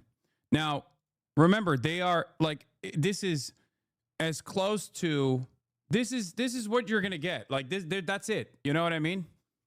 You got a dude who is a Holocaust scholar, just like many Holocaust scholars and many genocide scholars have spoken out on numerous outlets since October 7. But Omer Bartov is Israeli, okay? Oh, what the fuck? What is going on right now? What the hell? What just took place? Can you guys see me? What just happened? Okay, that was weird. My stream disconnected. Everything fucking disconnected. It was weird. Okay. Omer Bartov is a Holocaust scholar. He is an Israeli-born Holocaust scholar. His entire life's work is reporting on, writing on, and aggressively pursuing the truth on the Holocaust and genocides. Okay? Just as Raz Segal wrote shortly after October 7 about Israel's conduct in the Gaza Strip, saying, again, that almost this exact same article title, Raz Segal wrote for the Jewish Currents, almost this exact same article.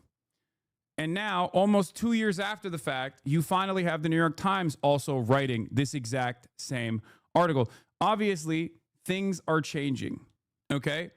If you recall, Melissa Barrera straight up got fired from her job as an actress on Scream, on the Scream franchise, because she posted a piece of the article that Roz Segal had written. This exact same article in November, okay?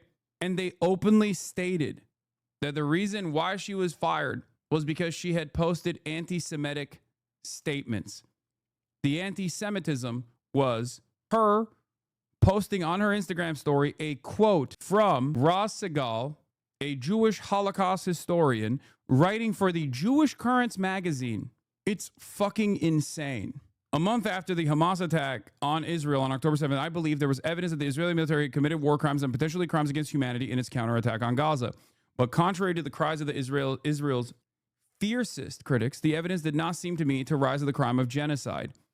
By May 2024, the Israel Defense Forces had ordered about 1 million Palestinians sheltering in Rafah, the southernmost and last remaining relatively undamaged city in the Gaza Strip, to move to the beach area of Mawazi, where there was little to no shelter. The army then proceeded to destroy much of Rafah, a feat mostly accomplished by August.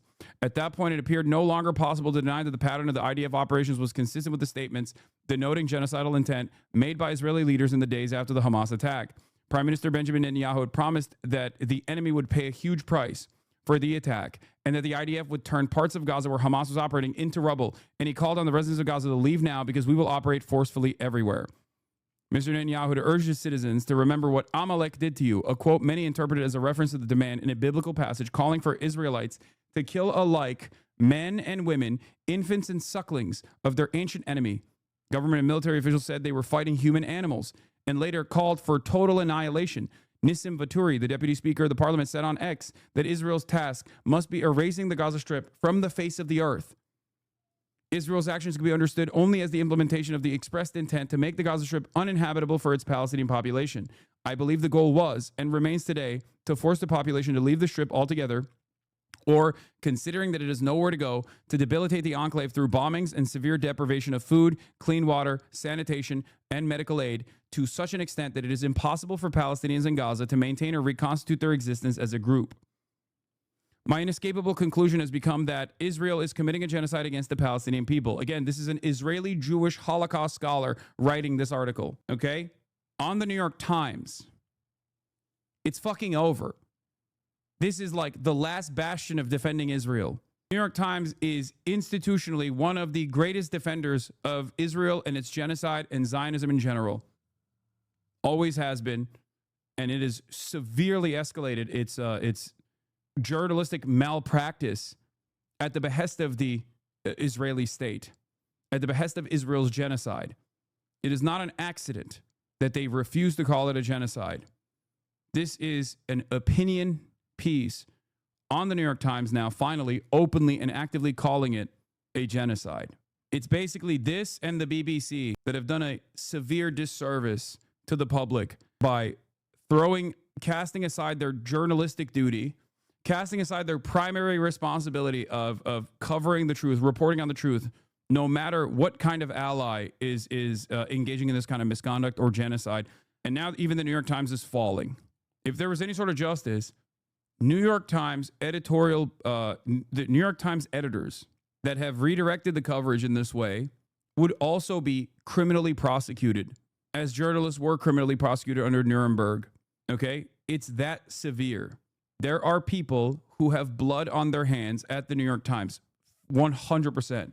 There are plenty of great reporters at the New York Times. It's one of the most important institutions of journalism. And it is insane to me that a group of editors were basically able to completely change the trajectory of all the reporting on this issue and spike it over and over again. My inescapable conclusion has become that Israel is committing a genocide against the Palestinian people, says Omar. Having grown up in a Zionist home, lived the first half of my life in Israel, served in the IDF as a soldier and officer, and spent most of my career researching and writing on war crimes and the Holocaust, this was a painful conclusion to reach, and one that I resisted as long as I could. But I have been teaching classes on genocide for a quarter of a century. I can recognize one when I see one. This is not just my conclusion. A growing number of experts in genocide studies and international law have concluded that Israel's actions in Gaza can only be defined as a genocide. Ask yourself this question. If Israel is, as a matter of fact, committing a genocide, okay, because it is, right? What does it mean for the entire world to recognize it as such? Why is it that Israel is so aggressively tried to suppress this truth? Because once everyone understands, and it's in writing, once it is legally recognized as a genocide, once that reality becomes impossible to avoid, then all of a sudden the dynamic changes. Then all of a sudden you have a lot more permission to say, well, of course people are going to resist against this. What do you mean? It's that simple. This is what Israel desperately wanted to avoid all along. A recognition of its actions as genocide implies that everyone recognizes that people resisting against said genocide are actually not the bad guys that they were portrayed to be in the media. It's that simple. Palestinians have a right to self-determination, and they have a right to self-defense. That's it. That's it. Cat's out of the fucking bag. Toothpaste is out of the tube. There is no defense for this any longer. I am in Germany, and after watching a couple of your YouTube vids, I now get ads about food help for Gaza and how great it is, but the ads link to no other website. Opening the information about the ads I get, what those are placed by the Israeli government, looks like watching you makes me a target audience for Israeli propaganda. I mean, it makes sense. Guy who was on the fence till reading a New York Times opinion piece, you'd be surprised. Connor eats pants. And the reason why I say that is because I'm now major advocate for a lot of these human rights organizations. I think that in many instances, they serve the purpose of America. They serve the purpose of empire by consistently focusing on whoever America wants to dominate. And they say, oh, these guys are doing war crimes, so we have to intervene. We have to militarily destroy them. Having said that, however, since 2021, every single human rights group, human rights organization down to B'Tselem has openly and actively recognized that Israel is an apartheid state. This gives permission structure to people like myself. This allows people like myself, activists of all different backgrounds, to at least point to something else, a position of authority that liberals care about, to say, this is not anti-Semitic. If it didn't matter, they wouldn't so actively try to suppress this information from coming out. If it didn't matter, Israel wouldn't desperately try to stop this recognition from becoming the norm. It's that simple. Now look, this is the way that the New York Times reported on Israel's genocide as close as like April 2025. This is from the New York Times style article about me, you know, the progressive mind in a MAGA body or whatever. Always unfiltered, sometimes extreme. Mr. Piker is similarly unfiltered with his viewpoints. Some can be extreme. A vocal critic of U.S. foreign policy in the Middle East, Mr. Piker has been labeled anti-American by people across the political spectrum for saying the country deserved the September 11th attacks. His recent accusations that Israel is committing a genocide, in air quotes, in Gaza, and his diatribes against the Zionist movement have led many supporters of Israel, including liberals like Representative Richie Torres of New York, to call Mr. Piker anti-Semitic. That's how they were covering it in April 2025. This is the same Holocaust historian, Omer Bartov, back in November 10th, 2023, what I believe is a historian of genocide, which is Israel's military occupation and military operations are creating an untenable humanitarian crisis, but it's not a genocide. I believe that there is no proof that genocide is currently taking place in Gaza. That's what Omer Bartov wrote on the New York Times on November 10th, 2023, when Ross Segal was writing articles about how it was definitely genocidal. This is what Omer Bartov was writing, okay? Now 2 years have passed, and his opinion has changed because it's become undeniable. The atrocities have become undeniable. It's impossible for even people who have been brain broken by Zionist upbringing, who still have a moral compass, to deny these realities, these atrocities. It's undeniable. Omer Bartov, in his new article, says, this is not just my conclusion. A growing number of experts in genocide studies and international law have concluded that Israel's actions in Gaza can only be defined as genocide. So has Francesca Albanese, the UN Special Rapporteur from the West Bank and Gaza, and Amnesty International. South Africa has brought a genocide case against Israel at the International Court of Justice. The continued denial of this designation by states, international organizations, and legal and scholarly experts will cause unmitigated damage, not just to the people of Gaza and Israel, but also the system of international law established in the wake of the horrors of the Holocaust, designed to prevent such atrocities from ever happening again. It is a threat to the very foundations of the moral order on which we all depend. The crime of genocide was defined in 1948 by the United Nations as the intent to destroy in whole or in part a national, ethnical, racial, or religious group as such. In determining what constitutes genocide, therefore, we must both establish intent and show that it is being carried out. In Israel's case, that intent has been publicly expressed by numerous officials and leaders. But intent can also be derived from a pattern of operations on the ground, as this pattern became clear by May 2024. And has since become ever clearer as the IDF has systematically destroyed the Gaza Strip. Most genocide scholars are cautious about applying this term to contemporary events, precisely because of the tendency, since it was coined by the Jewish-Polish lawyer Raphael Lemkin in 1944, to attribute it to any case of massacre or inhumanity. Indeed, some argue that the categorization, by the way, the Lemkin Institute has been calling what Israel is doing a genocide since the beginning. Just make no mistake. The person who literally, the institute that is tasked with the institute responsible for the term genocide, coining the term genocide, and the institute that is tasked with identifying genocides around the world has been calling it a genocide for a while. Okay? Indeed, some argue that the categorization should be entirely discarded because it often serves to express outrage than to identify a particular crime. Yet, as Mr. Lemkin recognized, and as the United Nations later agreed, it is crucial to be able to distinguish the attempt to destroy a particular group of people from other crimes under international law, such as war crimes and crimes against humanity. It is the crime above all crimes. It is one that is so horrific of a crime that the retribution does, even if it was done as a retribution, it would still be completely unacceptable. You understand? Even a genocide does not justify a genocide in retaliation. You could say violence begets violence, but it is the worst crime for this reason. Nothing justifies a genocide, even a genocide being acted out. This is because while other crimes entailed indiscriminate or deliberate killing of civilians as individuals, genocide denotes the killing of people as members of a group, geared at irreparably destroying the group itself so that it would never be able to reconstitute itself as a political, social, or cultural entity. Does that not look exactly like what Israel is doing? The answer is yes, because that's precisely what Israel is doing. And that's precisely what this is. It is a genocide. It's that simple. And as the international community signaled by adopting the convention, it is incumbent upon all signatory states to prevent such an attempt, to do all they can to stop it while it is occurring, and to subsequently punish those who were engaged in this crime of crimes, even if it occurred within the borders of a sovereign state. The designation has major political, legal, and moral ramifications. Nations, politicians, and military personnel suspected of, indicted on a charge, or found guilty of genocide are seen beyond the pale of humanity and may compromise or lose their right to remain members of the international community.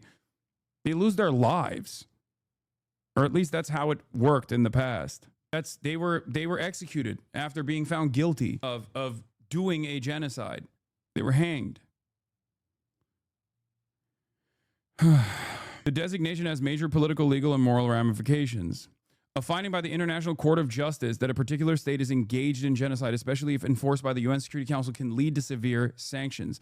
Politicians or generals indicted on a charge or found guilty of genocide or other breaches of international humanitarian law by the International Criminal Court can face arrest outside of their country. And a society that condones and is complicit in genocide, whatever the stand of its individual citizens may be, will carry this mark of Cain long after the fires of hatred and violence are put out. Israel has denied all allegations of war crimes, crimes against humanity, and genocide. The IDF says it investigates reports of crimes, although it has rarely made its findings public, and when breaches of discipline or protocol are acknowledged, it has generally meted light reprimands to its personnel.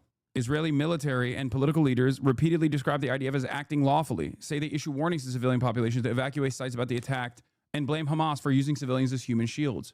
In fact, the systematic destruction in Gaza, not only housing, but also other infrastructure, government buildings, hospitals, universities, schools, mosques, cultural heritage sites, water treatment plants, agricultural areas, and parks, reflects a policy aimed at making the revival of Palestinian life in the territory highly unlikely. According to a recent investigation by Haaretz, an estimated 174,000 buildings have been destroyed or damaged, accounting for up to 70% of all structures in the Strip.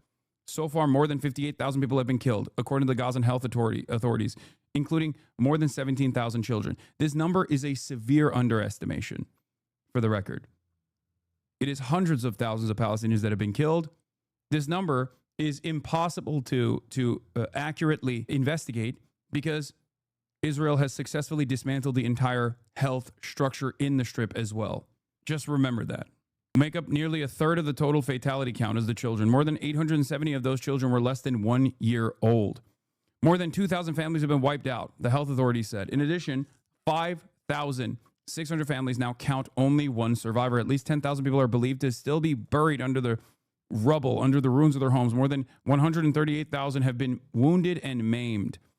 Gaza now has the grim distinction of having the highest number of amputee children per capita in the world. An entire generation of children subjected to ongoing military attacks, loss of parents, and long-term malnutrition will suffer severe physical and mental repercussions for the rest of their lives.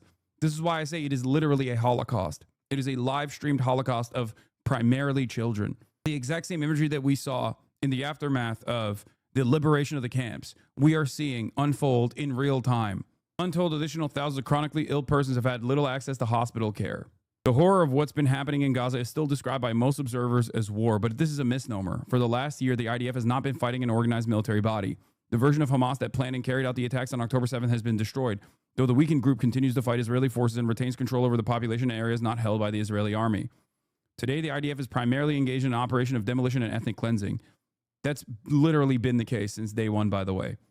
That's how Mr. Netanyahu's own former chief of staff, minister of defense, and hardliner Moshe Ya'alon in November described on Israel's Democrat TV and in subsequent articles and interviews the attempt to clear northern Gaza of its population. On January 19th, under pressure from Donald Trump, who was a day away from resuming the presidency, a ceasefire went into effect, facilitating the exchange of hostages in Gaza for Palestinian prisoners in Israel. But after Israel's breaking of the ceasefire on March 18th, the IDF has been executing a well-publicized plan to concentrate the entire Gazan population in a quarter of the territory in 3 zones: Gaza City, the central refugee camps, and the Mawazi coastline in the Strip's southwestern edge. Using large numbers of bulldozers and huge aerial bombs supplied by the United States, the military appears to be trying to demolish every remaining structure and establish control over the other 3 quarters of the territory. This is also being facilitated by a plan that provides intermittently limited aid supplies at a few distribution points guarded by the Israeli military, drawing people to the south. Many Gazans are killed in a desperate attempt to obtain food, and the starvation crisis deepens. This person does not even go into the fucking details of the Gaza Humanitarian Foundation's scheme of trapping people by dangling a little bit of food in front of them, only to execute them. Hundreds. Israel has killed more civilians just at the Gaza Humanitarian Foundation aid zones than Hamas and the Palestinian resistance did on October 7 since its inception. The barbarism is impossible to contend with. Okay? It is insane. Using food after starving an entire population of people, mostly children, using food as a military purpose, as a trap to assassinate people that you know are desperate for the food is insane. This is why I do not shy away and have not shied away from saying the truth, that Israel is a Nazi country and what they are doing is a Nazi thing. Their exterminationist policies resemble the Holocaust. What a deep shame. On July 7th, Defense Minister Israel Katz said the IDF would build a humanitarian city over the ruins of Rafah to initially accommodate 600,000 Palestinians from the Mawazi area who would be provisioned by international bodies and not allowed to leave. They want to build a concentration camp in Rafah too, for the record. Once they have destroyed Rafah, as they have, they now want to build a concentration camp in Rafah and make these people completely stateless, packaged into an even smaller concentration camp than Gaza was, the Gaza Strip was. Some might describe this campaign as ethnic cleansing, not a genocide, but there's a link between the crimes. When an ethnic group has nowhere to go and is constantly displaced from one so-called safe zone to another, relentlessly bombed and starved, ethnic cleansing can morph into a genocide. This was the case in several well-known genocides of the 20th century, such as that of the Herero and Nama in German Southwest Africa, now Namibia, that began in 1904, the Armenians in World War I, and indeed even in the Holocaust, which began with the German attempt to expel the Jews and ended up with their murder. To this day, only a few scholars of the Holocaust and no institution dedicated to researching and commemorating it has issued a warning that Israel could be accused of carrying out war crimes, crimes against humanity, ethnic cleansing, or genocide. As a matter of fact, it's not even silence. They defend Israel's actions by attacking its critics, by consistently yelling about those who make any comparison whatsoever between the Holocaust and what Israel is doing right now as patently anti-Semitic. It's not even silence, it's defense of Israel's genocide. It's even worse. It's using the horrifying atrocities of the Holocaust, the historic crime that was done against Jewish people, as a mechanism to defend the current ongoing Holocaust that Israel is conducting at the behest of Jewish people as they falsely conflate Judaism and Zionism. It is incredible.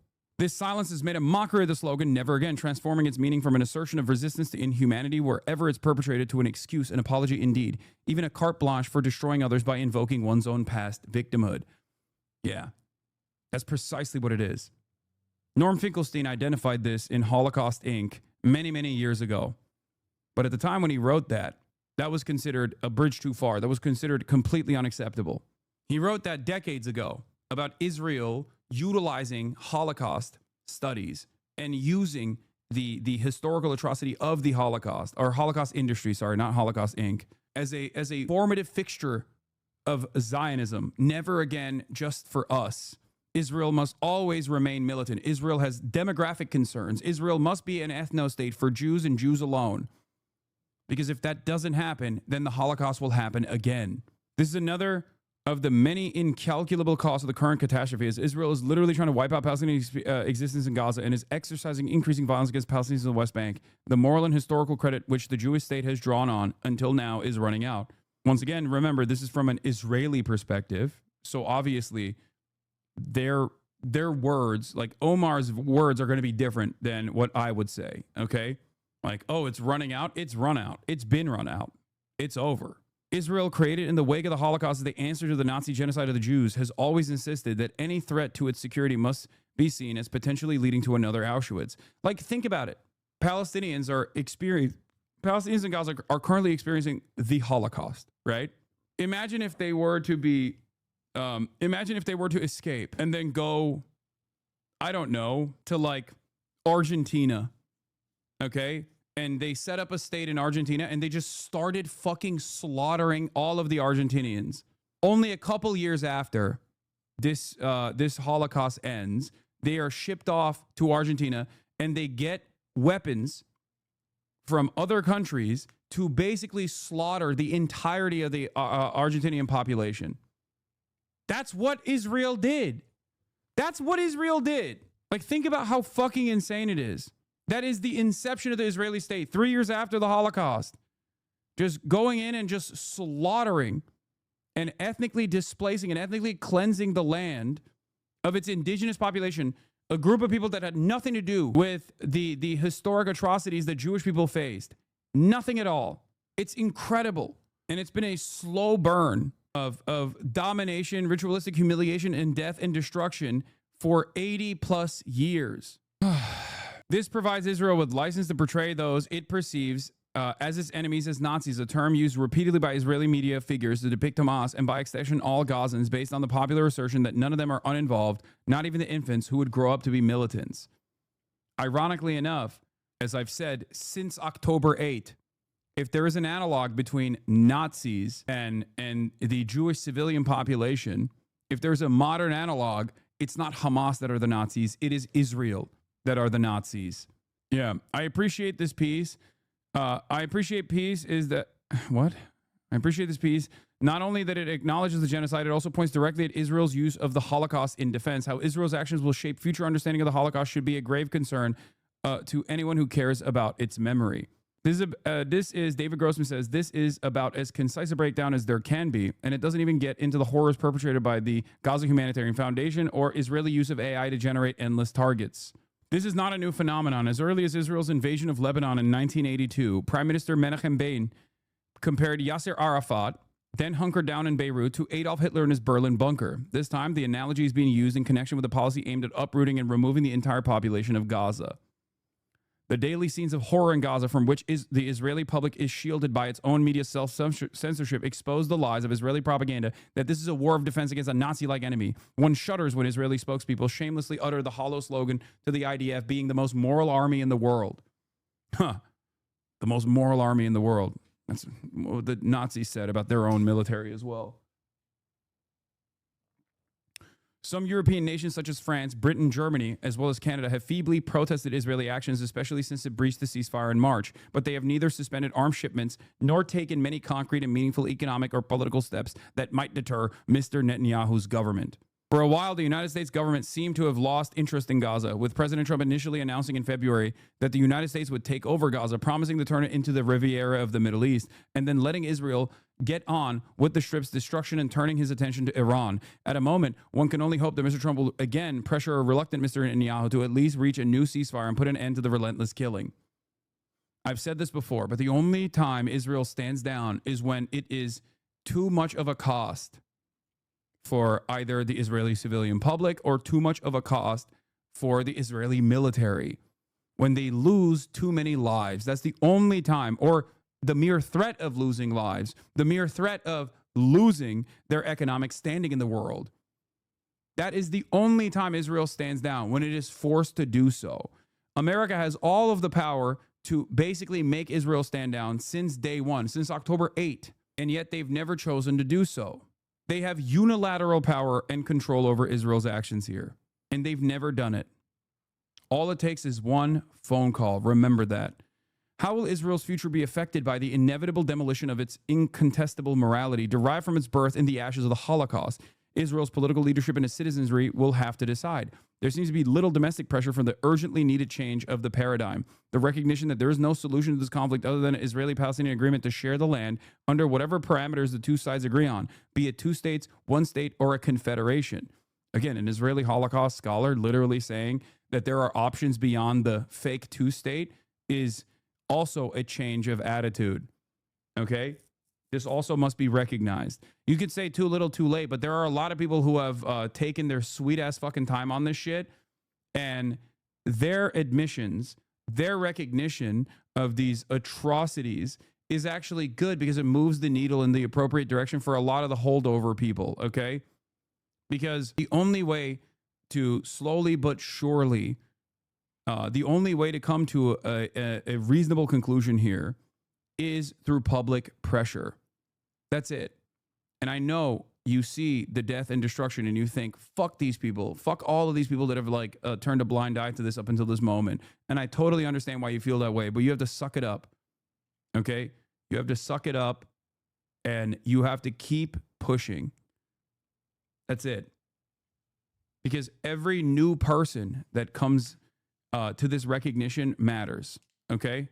That's just the way I've always seen it. I've never actually turned around and shit on people who have recognized these atrocities post-October 7. I have never actually shit on people who have come into this community after, a year after, and said, hey, you know what? This is a genocide. I agree. This is what's going on. How do we stop it? The reason why I haven't done that is because this is not about moral posturing. Okay, this is about creating a insurmountable amount of pressure that is impossible to contend with, so much so that the American government has to recalculate its undying loyalty and allegiance to the state of Israel as it's consistently continuing to conduct a genocidal campaign in Gaza. Okay, that's it. That's why I always say, if you offer unconditional support to the Palestinian population, okay, no matter at what point, if you come out and you say, I'm an anti-Zionist, I'm offering unconditional support to the Palestinians, I'm not going to shit on you. Now, of course, there's a limit to that. Because if you offer support, if you offer a recognition to the genocide and then use all of your time and space shitting on the left for being correct, or shitting on anti-Zionists for being right all along, or offering an untold amount of criticisms that surround the feelings of hypothetical Jewish people that you've invented in your mind, then suck my dick, okay? If you spend all of your time, all of your energy, all of your efforts on deplatforming pro-Palestinian voices and talking about how you recognize the genocide, but actually all of the people that are resisting against the genocide are very scary, which offers moral cover to Israel's actions, then you're out of your fucking mind. Save it. That's it. What are you doing? There's only one right thing to state here. If you recognize that it's a genocide, then what are you talking about? What are you fucking talking about? Oh, it's a genocide, but also the people that are militarily trying to stop it, the people that are trying to put an end to it, the people that are defending themselves are actually in the wrong. This does not make sense. This does not make any fucking sense. You would never say that about the Jewish partisans. You would never say that about the French resistance. Oh, it's a genocide that's going on. But also, well, you know, the Warsaw Ghetto Uprising was pretty violent. There is no but after it's a genocide. And the only time I've seen people actually try to do this, because like Bernie Sanders doesn't do this, right? There are prominent liberal Zionists. Brad Lander doesn't do this. There are prominent liberal Zionists who have a difference in opinion from someone like myself. But the reason why I don't spend a lot of time fucking shitting on them actively is because regardless of their difference in opinion on this matter, they step aside. They at least have the recognition. They at least know that it's unproductive to consistently try and use their position or their platform to rail against those who do see the truth. That's it. It's that simple. At least have some shame to shut the fuck up, okay?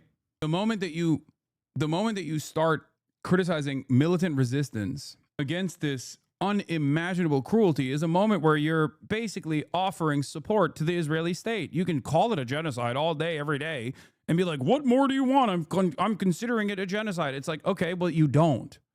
You actually don't. You're just lying. You think that that is giving you some kind of allowance to just also say the same shit that the Israeli state is saying. Oh, they're using human shields. It's a genocide, but Hamas is using human shields. No, the fuck they're not. That's just an Israeli lie. That's just a lie.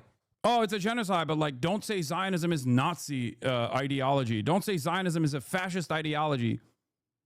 What do you mean? So how did Israel decide to do a genocide then? How did this opinion form? Do you really believe it's a genocide? It doesn't make sense, okay? It doesn't make sense. It's that simple.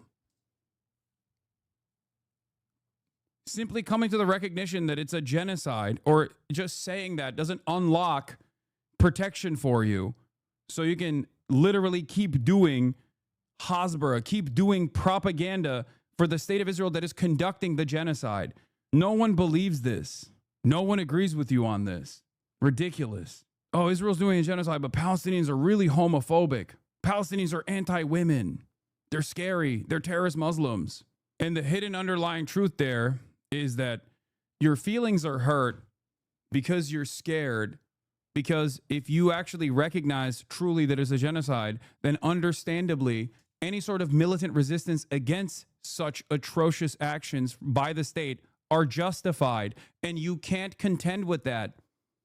Okay? You can't. Because you don't actually think they're Nazis and you don't actually think it's a genocide. Just simply saying it does not make it so.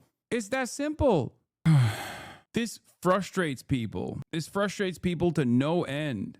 Because the real issue here initially was the recognition of Israel as an apartheid state was a big no-no, because once they recognize that, then okay, everything in the West Bank is fucking fair game. Anything the Palestinians are doing in the West Bank is appropriate. It's legal. It's moral. Okay? Anything that Palestinians are doing in Gaza is legal and moral against the Israeli state that is occupying their existence. Maybe not to the same degree as the West Bank. There is like some semblance of autonomy there, but it's not real, because Israel controls everything that's going in and out into the Gaza Strip, 24/7 mass surveillance, a de facto open-air concentration camp.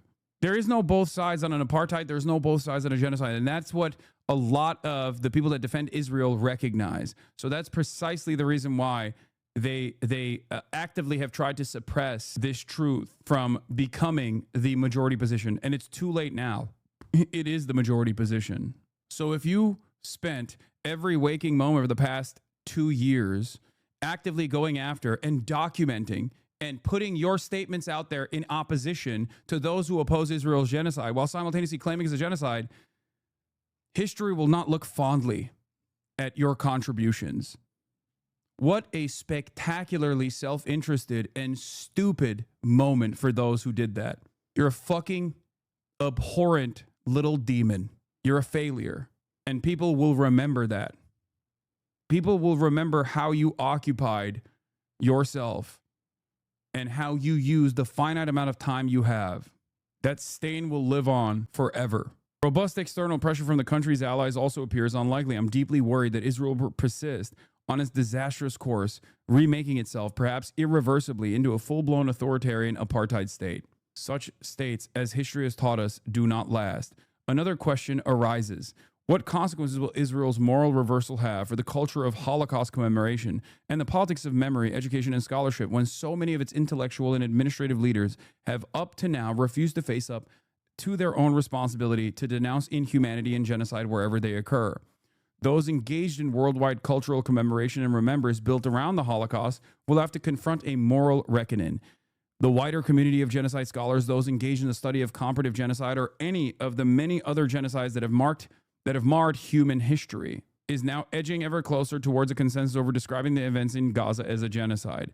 In November, a little more than a year into the war, the Israeli genocide scholar Shmuel Liederman joined the growing chorus of opinion that Israel was engaged in genocidal actions. The Canadian international lawyer William Shabbos came to the same conclusion last year and has recently described Israel's military campaign in Gaza as absolutely a genocide. Other genocide experts such as Melanie O'Brien, president of the International Association of Genocide Scholars, and the British specialist Martin Shaw, who has said that the Hamas attack was genocidal, just fucking ridiculous, have reached the same conclusion. While the Australian scholar Dirk Moses of the City University of New York described these events in the Dutch publication NRC as a mix of genocidal and military logic. In the same article, Umit Unger, a professor at the Amsterdam-based NIOD Institute of War, Holocaust, and Genocide Studies, said there are probably scholars who still do not think it's a genocide, but I don't know them.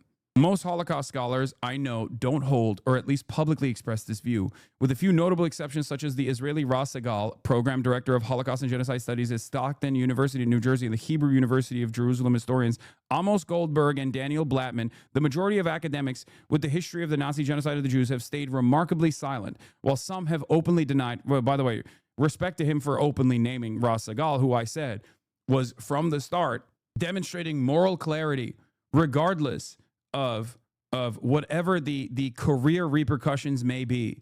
There were people who were very aware of what the fuck was going on, and they try to put an end to it by saying the truth before it got to this level. And they suffered repercussions for it.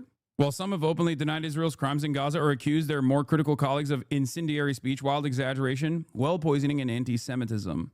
In December, the Holocaust scholar Norman J.W. Goda opined that genocide charges like this have long been used as a fig leaf for broader challenges to Israel's legitimacy, expressing his worry that they have cheapened the gravity of the word genocide itself. This genocide libel, as Dr. Goda referred to in an essay, deploys a range of anti-Semitic tropes, including the coupling of the genocide charge with the deliberate killing of children, images of whom are ubiquitous on NGO, social media, and other platforms that charge Israel with genocide.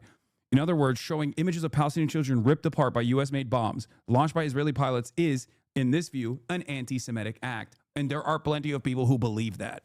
You must understand, there are people who legitimately, including, some content creators, if I were to draw this back to like influencers with platforms, have said this. It is not the act of bombing children that is the problem here. It is the act of recognition. Because when you see that happening, if you don't immediately contextualize it and justify it as a necessity, then you might actually create an environment where people get mad. People get mad at Jewish people. Ridiculous. Instead of actively working to decouple Judaism from Israel's actions, if you still try to maintain this position, you are the one who is actually harming Jews around the world. Okay? Most recently, Dr. Goda and a respected historian of Europe, Jeffrey Herf, wrote in the Washington Post that the genocide accusation hurled against Israel draws on deep wells of fear and hatred found in radical interpretations of both Christianity and Islam. It has shifted opprobrium from Jews as a religious ethnic group to the state of Israel, which it depicts as inherently evil. What are the ramifications of this rift between genocide scholars and Holocaust historians? This is not merely a squabble within academia. The memory culture created in recent decades around the Holocaust encompasses much more than the genocide of the Jews. It has come to play a crucial role in politics, education, and identity. Museums dedicated to the Holocaust have served as models for representations of other genocides around the world. Insistence that the lessons of the Holocaust demand the promotion of tolerance, diversity, anti-racism, and support for migrants and refugees, not to mention human rights and international humanitarian law, is rooted in an understanding of the universal implications of the crime in the heart of Western civilization at the peak of modernity. That is the inherent irony. The inherent irony here is that the Holocaust was held up as a singular as a singular atrocious event, and in many respects it was, okay, the mechanized death and destruction. But you can't teach people for years and years what the Holocaust is and how unacceptable the Holocaust is, and to educate people that never again means never again for anybody, only to turn around and do the same things to the Palestinian population and expect people not to fucking feel some type of way about it. It is the nefarious utilization of the Zionist project, the nefarious utilization of the Holocaust by the Zionist project that is actually playing a formative role in its own demise, ironically enough. For years and years, singling out the Holocaust played a formative role in the defense of Israel. But because you taught people that being a Nazi was wrong, thank God, and because you taught people that, you know, the Holocaust was atrocious, of course, when Jews or the Jewish state, by their own declaration, not mine, is conducting these same incidents, these same atrocious events, people are not going to turn around and say, oh, well, you guys get to have one because it happened to you. It doesn't work that way. What is this? Stop arguing amongst yourselves. For my entire life, the Holocaust was taught to me at Jewish camp and school, with the main takeaway, never again, was not just a slogan. It has been the greatest shame to see those same institutions have no understanding of what never again really means. Yeah, because for them, it was just a justification to defend the state of Israel, no matter how atrocious or how violent those actions may become. That's why. It was a cynical weaponization of a historic, imaginable harm done to the Jewish people to defend the Jewish state. Discrediting genocide scholars who call out Israel's genocide in Gaza as anti-Semitic threatens to erode the foundation of genocide studies, the ongoing need to define, prevent, and punish and reconstruct the history of genocide, suggesting that this endeavor is motivated instead by malign interests and sentiments, that it is driven by the very hatred and prejudice that was at the root of the Holocaust, is not only morally scandalous, it provides an opening for a politics of denialism and impunity as well. That is precisely what it is. By the same token, when those who have dedicated their careers to teaching and commemorating the Holocaust insist on ignoring or denying Israel's genocidal actions in Gaza, they threaten to undermine everything that Holocaust scholarship and commemoration have stood for in the past several decades. That is the dignity of every human being, respect for the rule of law, and the urgent need to never let inhumanity take over the hearts of people and steer the actions of nations in the name of security, national interest, and sheer vengeance. What I fear is that in the aftermath of the Gaza genocide, it will no longer be possible to continue teaching and researching the Holocaust in the same manner we did before. Because the Holocaust has been so relentlessly invoked by the state of Israel and its defenders as a cover-up of the crimes of the IDF, the study and remembers of the Holocaust could lose its claim to be concerned with the universal justice and retreat into the same ethnic ghetto in which it began its life at the end of World War II, as a marginalized preoccupation by the remnants of a marginalized people, an ethnically specific event, before it succeeded, decades later, to find its rightful place as a lesson and a warning for humanity as a whole. Just as worrisome is the prospect that the study of genocide as a whole will not survive the accusations of anti-Semitism, leaving us without a crucial community of scholars and international jurists to stand in the breach at a time when the rise of intolerance, racial hatred, populism, and authoritarianism is threatening the values that were at the core of these scholarly, cultural, and political endeavors of the 20th century. Perhaps the only light at the end of this very dark tunnel is the possibility that a new generation of Israelis will face their future without sheltering the shadow of the Holocaust, even as they will have to bear the strain of the stain of the genocide in Gaza perpetrated in their name. Israel will have to learn to live without falling back on the Holocaust as a justification for inhumanity. That, despite all the horrific suffering we're currently watching, is a valuable thing and may, in the long run, help Israel face the future in a healthier, more rational, and less fearful and violent manner. Of course, considering that he has come to this recognition 2 years or a year too late, I think, because he changed his attitude around like May 2024, or 6 months, 7 months too late. There is more room to grow for someone like Omar, for many others. But obviously, staking their reputation and their scholarly work to make a statement like this on the New York Times, I'm not going to fucking shit on them too much. I'm not going to criticize them too much. Okay? This will do nothing to compensate for the staggering amount of death and suffering in Palestinians, but Israel, liberated from the overwhelming burden of the Holocaust, may finally come to terms with the inescapable need for its 7 million Jewish citizens to share the land with the 7 million Palestinians living in Israel, Gaza, and the West Bank in peace, equality, and dignity. That will be the only just reckoning. What did Omar say that was wrong in this piece? I mean, obviously he's Israeli. So his focus on this, his commentary on this revolves around like almost an impossibility that like Israel will come to the recognition, or maybe even focuses too much on the historical significance of the Holocaust as it shapes Jewish identity, as it shapes Israel's identity.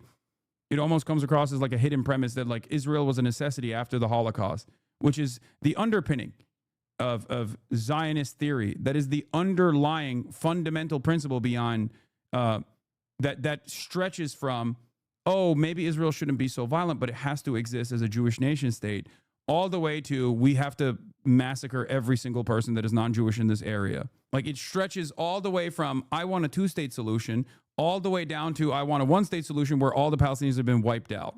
But given that he's a Holocaust scholar, of course, it's understandable. But also the idea that like this is in the aftermath of the Gaza genocide, it will no longer be possible to continue teaching and research the Holocaust in the same manner we did before, or rather the idea that like there is a future Israel out there where the future Israeli children will come to the recognition that what they did was unacceptable. But I do appreciate and respect that he says equal rights for all. The reality of the matter is Israel from its inception, even before the nation state was developed and designed, was a settler colonial project. And therefore it was violent inherently. Okay? It threatened the very existence of the Palestinians that were living there. And we saw that play itself out in the Nakba, and we've seen it play itself out over and over again over the course of the past 80 plus years. If there was a commitment to a binational singular state from the start, as Einstein also demanded from the Israeli state, as he warned that they were becoming Nazis early on in the aftermath of some of the atrocities that led to what is known as the Nakba, the ethnic cleansing of Palestinians, okay, then this would not be a problem. There would be no issues because that would not be Israel. It would be something else. It would be a different formation. You cannot separate ethnic cleansing from Zionism. That is why whenever people talk about Zionism being something that is really important to all Jews, a formative part of like Jewish identity, and when you're criticizing Zionists, you're criticizing all Jews, like this is a stupid fucking argument. I'm identifying the ideological underpinnings of Zionism as an inherently violent one because it revolves around the ethno-religious supremacy of one group, the in-group, and the exterminationist policies that in-group engages in on the out-group, all the Christians and Muslims that live in that area, all the Arabs, all the Muslims, all the Christians that live in this area. It's a total annihilationist. It's a complete extermination. That is the finality of this project. No ands, ifs, or buts.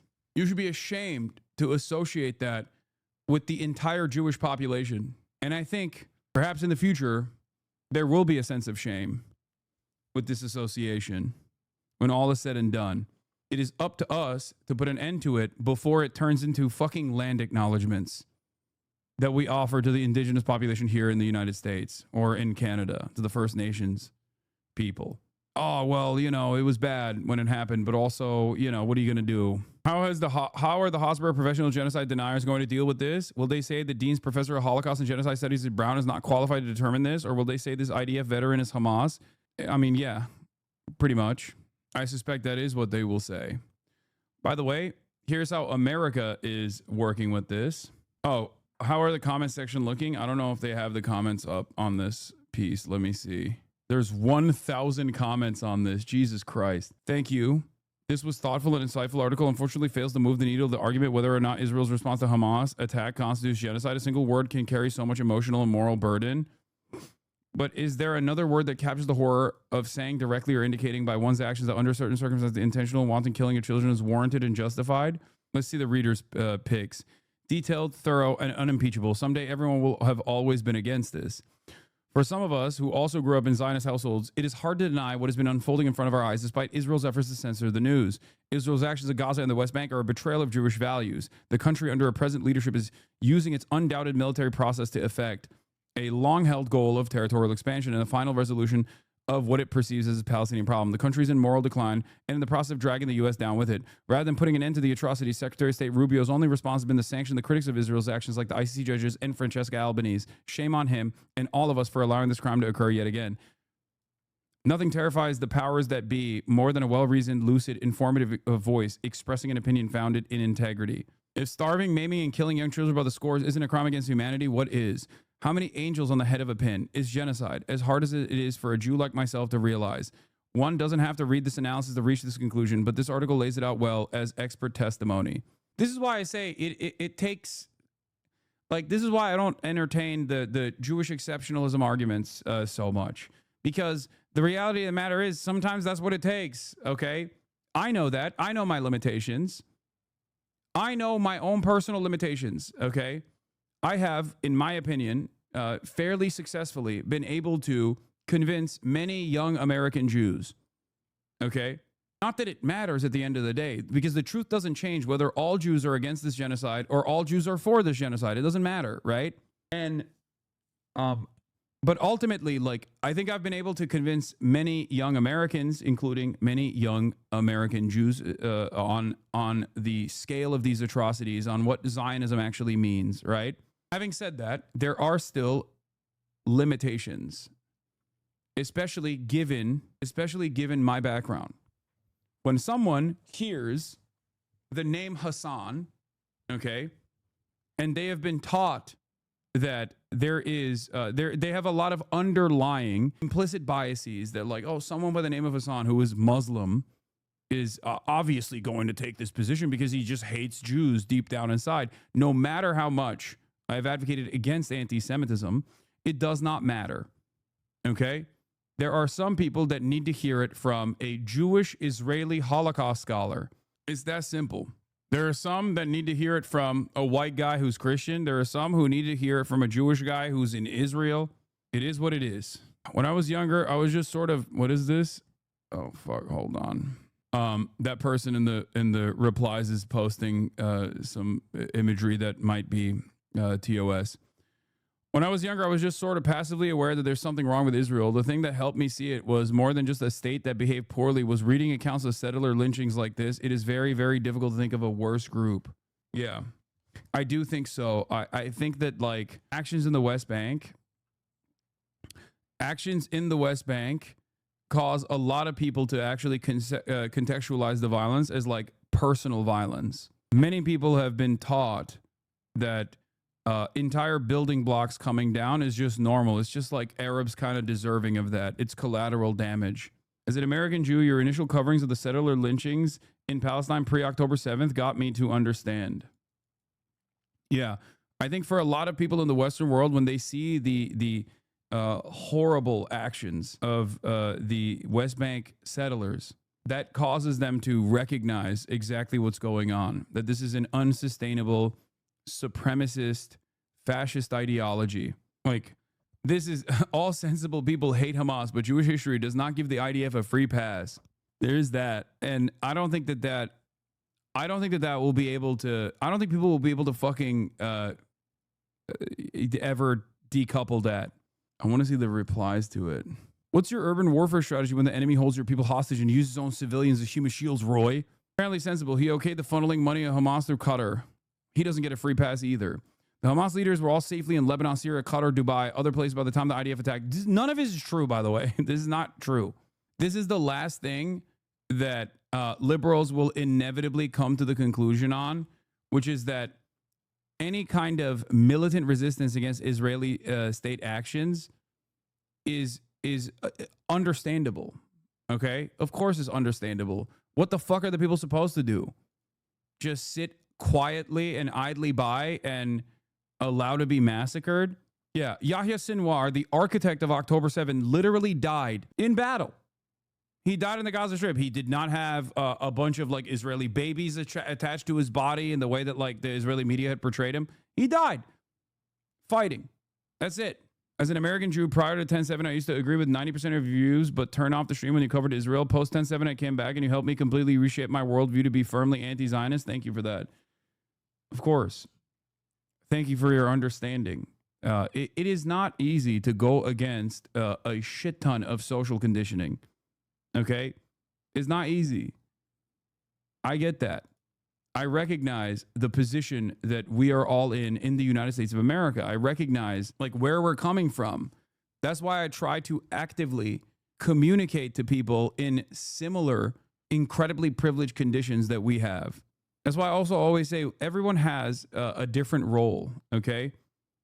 Everyone plays a different role here. This is what I have seen my role to be. That's why I don't criticize Mehdi Hassan all that much. Zateo has done phenomenal work, obviously, but it's understandable that some people get a little disturbed or a little angry with Mehdi Hassan when he routinely will pay the piper, if you will, and regularly, with regular frequency, criticize the militancy against Israel, right? But ultimately, someone's got to fucking be in those rooms. Someone's got to be in those rooms defending the humanity of the Palestinians. It's that simple. And you can't be in those rooms defending the humanity of the Palestinians if you don't, constantly condom hummus over and over and over again. And even then, he still lost his job, He still lost his position at MSNBC, even though he played ball, if you will. Overzealous is a banger. Palestinians rejected every peace offer and outright lie. Each time Israel has agreed to a Palestinian state, the Palestinians. Yeah, this is, I've talked about this a lot as well. There's no partner in peace. An egregious lie. I used to follow Hassan just because I came across thirst traps. Now I'm politically active and tapped into the daily streams, a part of the resistance against misinformation, keeping hot, smart, and autistic Pookie. You got it. This post really shows those settlers live in an entirely different world. Oh, yeah, I saw this. Jewish settler Ruth Azulai mourned her husband, an Israeli soldier killed in Gaza in July. She recalled how he so wanted to be in Gaza and would recount all the houses he destroyed to make progress in their mission. She vowed to occupy and resettle Gaza in his memory. You were so happy in your mission. All this time you tried to convince me to believe in it too. Every day you would come back from Gaza to sleep next to me. You would tell me how many houses you destroyed today and that you were making more progress in the mission to end this war. You wanted to be in Gaza so badly. Your friends know what a journey you went through to get there. You were happy and you were enlightened. And my heart expanded to see you like this. You were a crazy fighter. I always trusted you in everything that happened. That's a Nazi. That's the Nazi wife of a fucking Nazi soldier who got smoked, okay? Get the fuck out of here, dude. Get the fuck out of here. Like, I do not have even an ounce of sympathy for this lady, okay? She's literally like, oh yeah, right next to me. Every night you laid in bed and you talked about all the fucking Palestinian homes you demolished. Like, that's foreplay? Get the fuck out of here, freak. Like, not embarrassed to say this shit. It's crazy. It's crazy. Just so fucking shameful. It's shameless, really. Occupy Gaza as soon as possible. Please end this war. There is no room there for pure evil. Bro, you're pure evil. You're fucking pure evil. Dude, Ethan Klein's gonna clip this and be like, Hassan is being so ruthless to a grieving wife. How disgusting. A grieving Jewish wife. You see, folks? You see, folks? Look at the anti-Semitic, dangerous terrorist Islamist Hassan. It's crazy to do fucking foreplay, and the backdrop of the foreplay is genocide. Psychotic. Anyway, if you're an American, consider this series of events. Wednesday, we asked Republicans if they knew how many Americans have been killed in Palestine and Lebanon. None did. Thursday, Republicans and Democrats smile alongside Netanyahu. Friday, Israeli settlers kill another American. Look at this group. Look at the bipartisan commitment to defending Israel's genocide. Who's that over there? Hold on 1 second. Let me just zoom in real quick. What is that? What is that? Hold on. Okay, we got the known actors here. Everybody's smiling, but okay, Amy, girl bossing in the backdrop. Computer in hands. Who is that? Trying to hide away in the back right there. Oh, that's right. It's Cory Booker. Wow. Wow. Look at that. This motherfucker thought he could hide. He thought he could hide his face.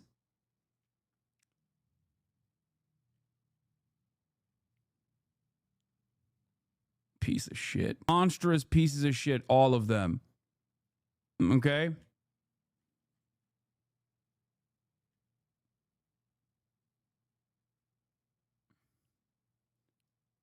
What? I agree with you on like 99% of your positions, but I feel like you should prevent your chat from spamming the Chad face emo whenever you bring up militant violence directed against civilians. What? Man, shut the fuck up. What the fuck are you talking about, dude? People getting to that level, people trying to fucking find anything that they can be like, you know, I agree with you, but like, honestly, your chat spamming something that I'm attributing to like something that's bad is just like the maximalist virtue signaling position. Would you fucking say that? Would you say that about fucking Nazis getting smoked? No, you wouldn't. Shut the fuck up. People love Inglorious Bastards. I love Inglorious Bastards. But the moment that like someone else you identify with is actually doing is the villain in this story, you're like, oh well, I don't know about this. Can you give me 10 Hamas condemnations, please? Israel has no legal right to occupy Gaza. Israel has no legal right to actually bomb Gaza. Israel's a belligerent occupier of Gaza, and therefore it has no legal right to bomb Gaza, let alone doing a genocide in Gaza, which Israel is doing.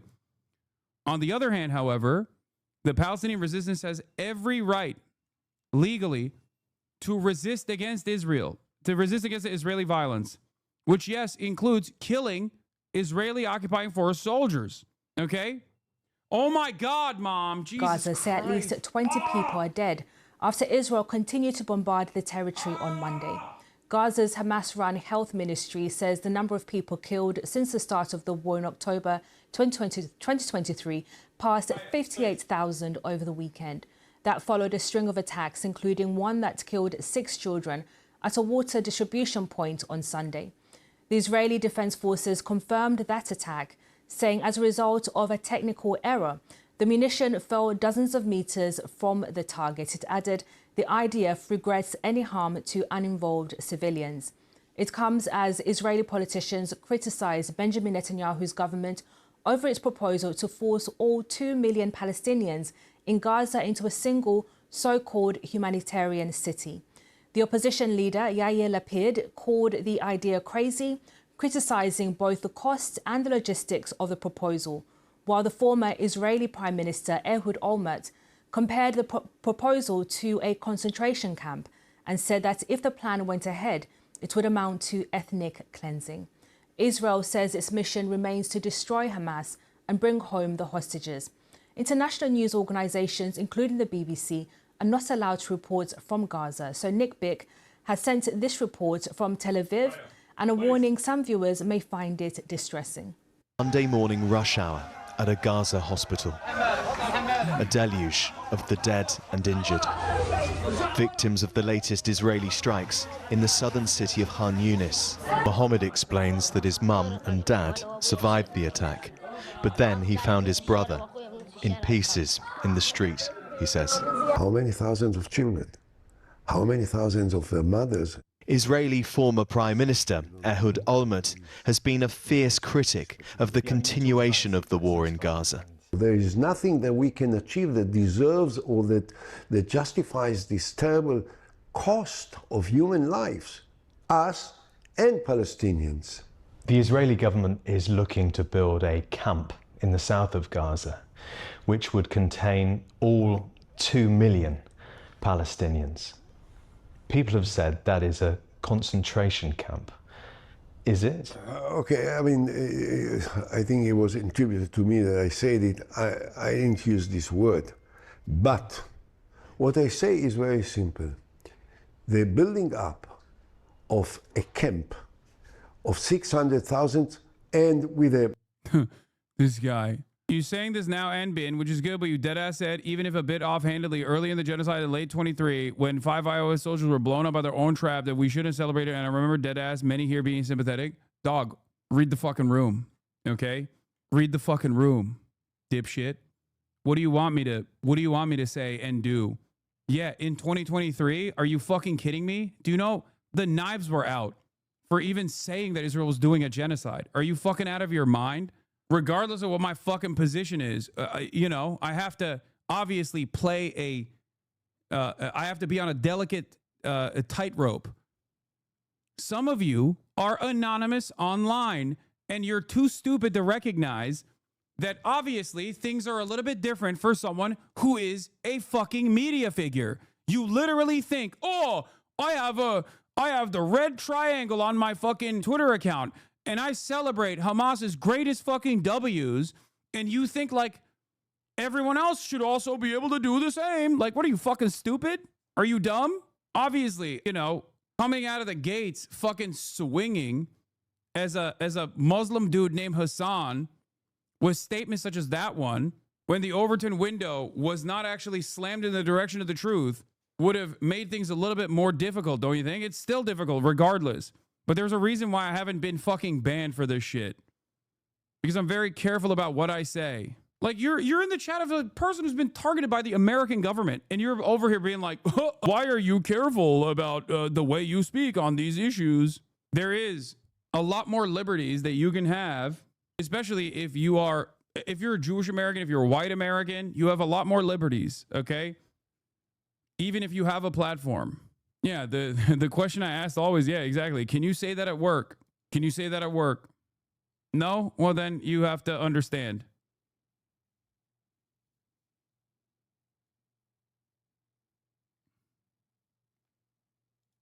Idea of bringing on all of the people living in Gaza, 2.1 million people, into a very tight-held camp where they can't move away and they are completely controlled in such a terrible manner is a crime that honest people will not be able to tolerate. Would that be ethnic cleansing? It will definitely be interpreted as such for good reasons. For now, Israeli soldiers continue frontline operations, but senior military figures are reported to be firmly against any such mass camp, and the proposal is overshadowing ceasefire talks with Hamas. The Israeli government rejects accusations that its current actions or future plans amount to war crimes in Gaza. I want a real future for Gaza, for Gazans, for Israel. It has to be governed by people who do not seek the destruction of Israel and want to live in peace with us. That's what drives my decisions. Those decisions are under increased scrutiny, with the latest dire warnings about the lack of aid in Gaza and the growing number of civilians trying to collect food and water and paying for it. Oh, this is the Gaza cleaning out, them bringing something good along the Green Line, episode 3 from The Guardian. This is the third installation of the fucking genocidal settler shit that they've been. And he talks to is like, we just want to survive, man. And every Israeli he talks to is like, we have to kill all of them. If we don't kill all of them, they're parasitic vermin. If we don't kill all of these parasitic vermin, then, you know, we can't be a normal society. Every single Palestinian is like, dude, please stop killing my family. Please, I'm so desperate to just like exist in the same ancestral homeland, like in the same fucking farm that my family has had for generations. We don't have much. We just don't want to be killed. And then immediately after that is like a settler who's like, I'm going to kill every single Palestinian. We have to murder every single. We have to wipe it out. We have to make this society. I wonder if it'll actually cover the Hannibal Directive as well, and how many of the people, like, it is not a secret that the Palestinian resistance, not just Hamas. I know we always say Hamas, but like, this was a military campaign conducted by the entirety of the Palestinian militant resistance. Okay, it wasn't just Hamas; it was the entirety. There were fucking members of Fatah that were involved in this, and the attacks primarily focused on military outposts around the Green Line. Okay. But it is not a secret that atrocities took place on October 7. I don't know what the purpose of hiding this would be, because the Palestinian population does not need to be infallible or perfect victims in this process, because their victimization is the maximalist victimization of genocide and ethnic cleansing and apartheid. Okay? So I have said time and time again that yes, on October 7, war crimes took place, for sure. And deliberate targeting of military or deliberate targeting of civilians took place as well. We've seen these images. It is all but a fraction of the endless amounts of violence that Israel has subjected the Palestinian population to. And that violence in and of itself is what created the conditions for October 7 to begin with. Okay? So that's something to consider here. And Israel since then has done thousands of October 7s to the entire Palestinian population. That's why I laugh when people say like October 7 was genocidal. No, it wasn't. It was not. That's fucking insane. That's an insane statement to make. And through all the terrorists, they came by hundreds and got into the... But for those of you who don't know, the Hannibal Directive, outside of the Palestinian resistance and the war crimes that took place, that they committed, Israel has a directive called the Hannibal Directive, which is that a dead Israeli soldier is a better outcome, killed in the hands of the Israeli military, is a better outcome than any sort of Palestinian militancy having an Israeli hostage. Because if you recall, thousands of Palestinian hostages were released from Israeli prison and Israeli detention, including Yahya Sinwar, who then became the architect of October 7, in an effort to release one Israeli soldier that was taken hostage. I heard it was a conspiracy. Well, you heard wrong. You want to know why it's not a fucking conspiracy? Even though a lot of things that Israel does is so fucked up that I understand why it comes across like a fucking conspiracy when you hear it.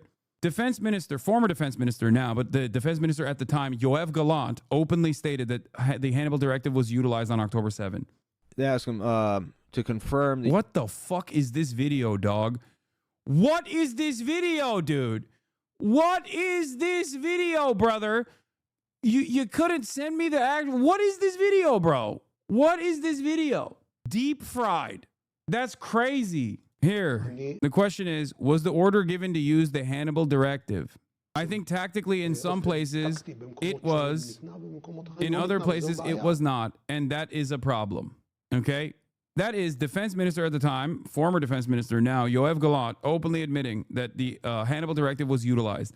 There was also immediate testimony from Israelis, from the kibbutz, from the surrounding kibbutzim, like the Israelis that lived in the kibbutz, talking about how tank shells were, like tanks opened fire on the kibbutz that were like created the first line of defense against exactly this kind of thing happening, where they just like straight up blew up houses with Israelis living in them. There's also evidence that helicopters opened fire on people who were escaping the Nova Festival because they didn't know who actually had Palestinians driving. See, that's why I said conspiracy. I never saw anything about it in the media. That's why I said conspiracy. Yeah, I mean it is an Israeli military doctrine. Neighborhood and the metrics for Israeli defense of Israeli atrocities is so funny because, like, I don't do this, right? Because Israel has mandatory conscription. So technically, every journalist, every doctor, every fucking person in Israeli society has directly involved themselves with the Israeli military. Okay? With the exception of the Haredi population, which ironically enough, many of them are even more fucking aggressive and engage themselves in direct settler terrorism. But that's besides the point. Okay? So when these guys literally go, well, this guy was next to a Hamas militant. This Palestinian journalist was pictured with Yahya Sinwar. Okay, this person's, cousin is a Hamas militant. It's like, if you think that gives Israel the right to fucking kill that person, then what are we talking about? Then like nuking Tel Aviv by those standards would be completely valid. I don't think that is valid, for the record. But it's fucking insane. It's insane to make this point. And these guys make that point all the time without recognizing what that is, without recognizing what that means for Israeli society. What are the actual rules on this sort of warfare, by the way? It is illegal to fucking kill even a military soldier when they're not in combat. Obviously, Israel doesn't give a shit, and they do it all the time. You can't kill someone because they used to be a member of the military, for example. Yeah, no, the answer is no. The answer is no, or also fuck no. Absolutely not. What do you mean? He just said there's no uninvolved people. Everyone is involved. That's what he said. You know what that means.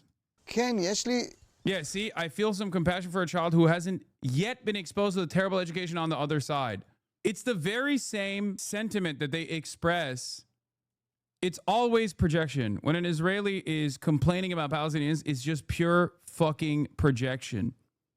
Okay? It's pure projection through and through. Palestinians do not need an education to hate Israel. The education happens when Israel blows up their school.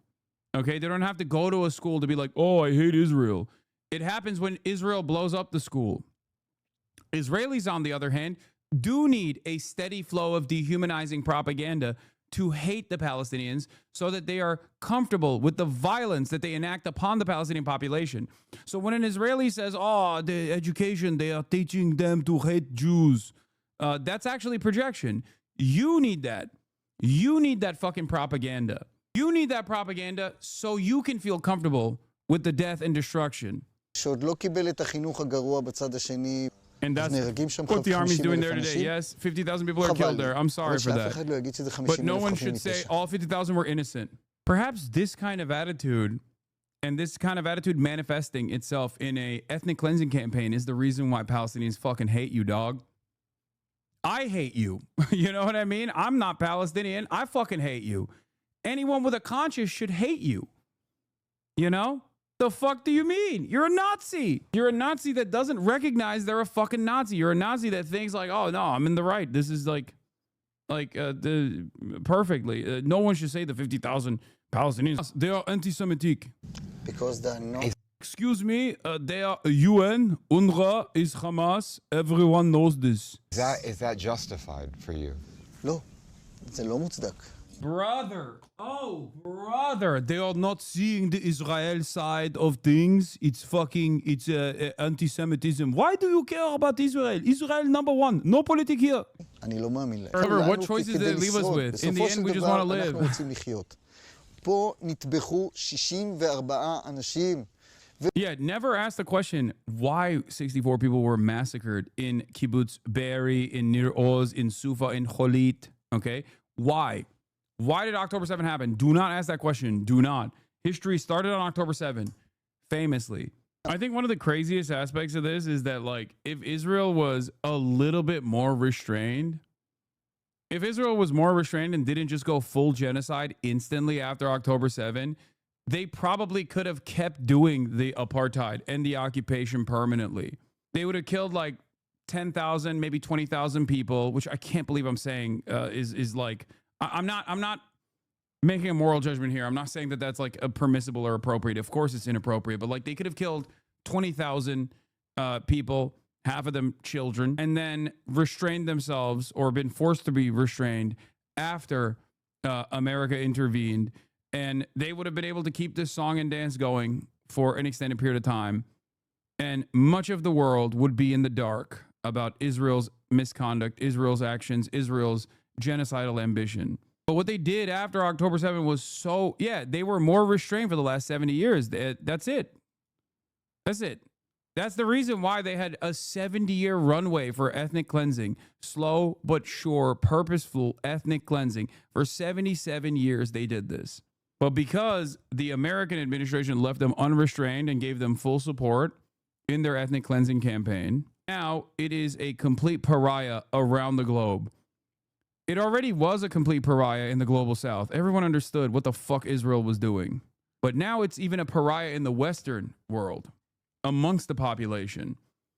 And because of that status, which you cannot come back from, because of that pariah status, it's gotten to a point where the powerful institutions, instead of dishing out justice, are actively focusing on suppressing people saying the truth about Israel, Israeli society, and Israel's conduct in Gaza.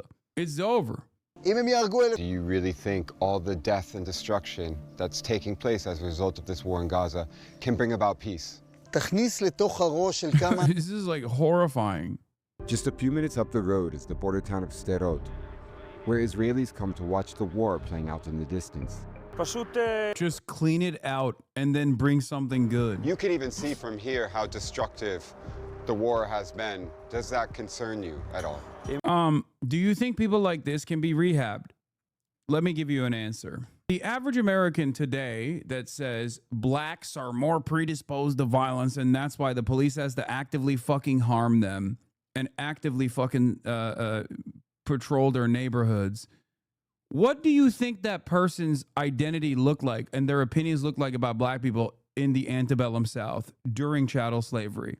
My point is, throughout time, when peace happens, many people are basically forced to concede. Just like there are plenty of people who were most likely very homophobic, but in the aftermath of the legalization of gay marriage, they were forced to concede. That's how it works. They just basically they learn to not have the most extreme point of view. They have the most extreme point of view that is permissible, rather. People that we call racists at the time during segregation in the Jim Crow South were actively championing segregation. Now they can't do that. There is a degree of reactionary sentiment, right? Like the settlers would be the Klan equivalent here. You know, the people that just like refuse to give up and will probably do domestic terrorism if one day the apartheid is dissolved and there's a singular state. And they would have to be dealt with through the criminal justice system. But yes, a lot of the people that say things like this right now would most likely have to suppress these sorts of opinions slowly but surely throughout time. That's how it works. Israeli, which is so funny because it's like, what are you doing? Like, what suffering have you experienced? You know what I mean? I'm sorry. Like especially in comparison to the fucking horrifying disaster that's unfolding within eyeshot, like right behind you. Impossible. I'm sorry, but Israeli people saying, oh, we're suffering is like me saying I'm suffering. Okay? I live in the United States of America. What kind of suffering have I experienced? What kind of suffering have you experienced when we're talking about the fucking genocide that is unfolding? Okay? You do say that. Shut the fuck up. The thing that I say always is that the suppression or the political persecution or the constant attempts at deplatforming, constant attempts of even like fucking jailing or whatever, like that in and of itself is nothing in comparison to the violence that Palestinians are subjected to on a daily fucking basis. So in spite of all of that, it's not the easiest thing to do. Advocating for Palestinians is not the easiest thing to do. We all know that, right? But all of that is the easiest cause for someone like myself and for many others. You know, it's nothing. It pales in comparison. Of course, if you compare it to those who stay quiet, obviously, yeah, sure. Look at this terrorist. Yep. Good one, Chatter. Right on the dot. Let's be charitable. Maybe he was talking about the Israeli soldiers that we were seeing on screen earlier. For foreign journalists to be able to access and report on. Do sympathize with terrorism. Chatter. Why is it that everyone that comes in here to be like, you're a terrorist, can never use proper grammar? It's like, it's alarming how horny they get to just be like, dude, you sympathize terrorism. You sympathize with terrorism, dude. Don't worry, Chatter. I do not support Israel, okay? I do not sympathize with terrorists or terrorism. How are you 33 years old? That's so embarrassing, brother. I sympathize with people who are victims of terrorism, okay? So what does my age have to do with my opinion? It's embarrassing that you're 33 fucking years old and you're this stupid. A remarkable failure of American educational policy, okay? That's what's so sad. You sound like you sound and operate like you're stuck at the age of 12. That's a pretty fucking ignorant statement. No, the ignorance is watching the abhorrent violence that Palestinians are subjected to and then assuming that the guy who is communicating their humanity is actually sympathizing with terrorism. That's what's stupid. That's the ignorance here. Oh yeah, I'm stupid because I voiced an opinion. Dog, the opinion that you voiced is that I'm a terrorist. What happened to Americans where they thought that they could just be like, I was just saying an opinion, dude. Yeah, your opinion was stupid, and you should know that your opinion is stupid. Okay? That is a stupid opinion to hold. Still an opinion, like how do you not think there's not an opinion? Like, how do you think there's not an opinion? Yes, you have an opinion. It's a stupid one. The fact that you're so outraged is hilarious to me. Do I come across as outraged? I'm not the one who's fucking losing their minds in the chat. Do I look outraged to you, chatter? Or is this your maximalist copium position to be like, oh, I outraged you by calling you a terrorist? Okay, I'm voicing my opinion on your stupid opinion, which is that it is stupid. Why are you so ass hurt? Why are you so ass mad? Why are you so bent out of shape? You're clearly so bent out of shape that you have lost the capacity to even see what is in front of you, where you're fantasizing about me being fucking angry. There was a wave of dumb millennial opinion defense post 9/11 where some smooth brain ideas, all opinions are equally valid, but even in 2007, everyone with brain function knew that was not incoherent thought. Yeah. That guy's coming after you for your opinion, but apparently your opinion is terrorism. Yep. Soy right crashing out. Yeah. Soy right, baby. In full display. Oh, you're against America. You're a terrorist. You're not with us. I do love the notion that people come in here and think like this is going to be the first time I've encountered this. You know? Like when someone goes, you're a terrorist. Okay, get in line. Damn, this guy's good.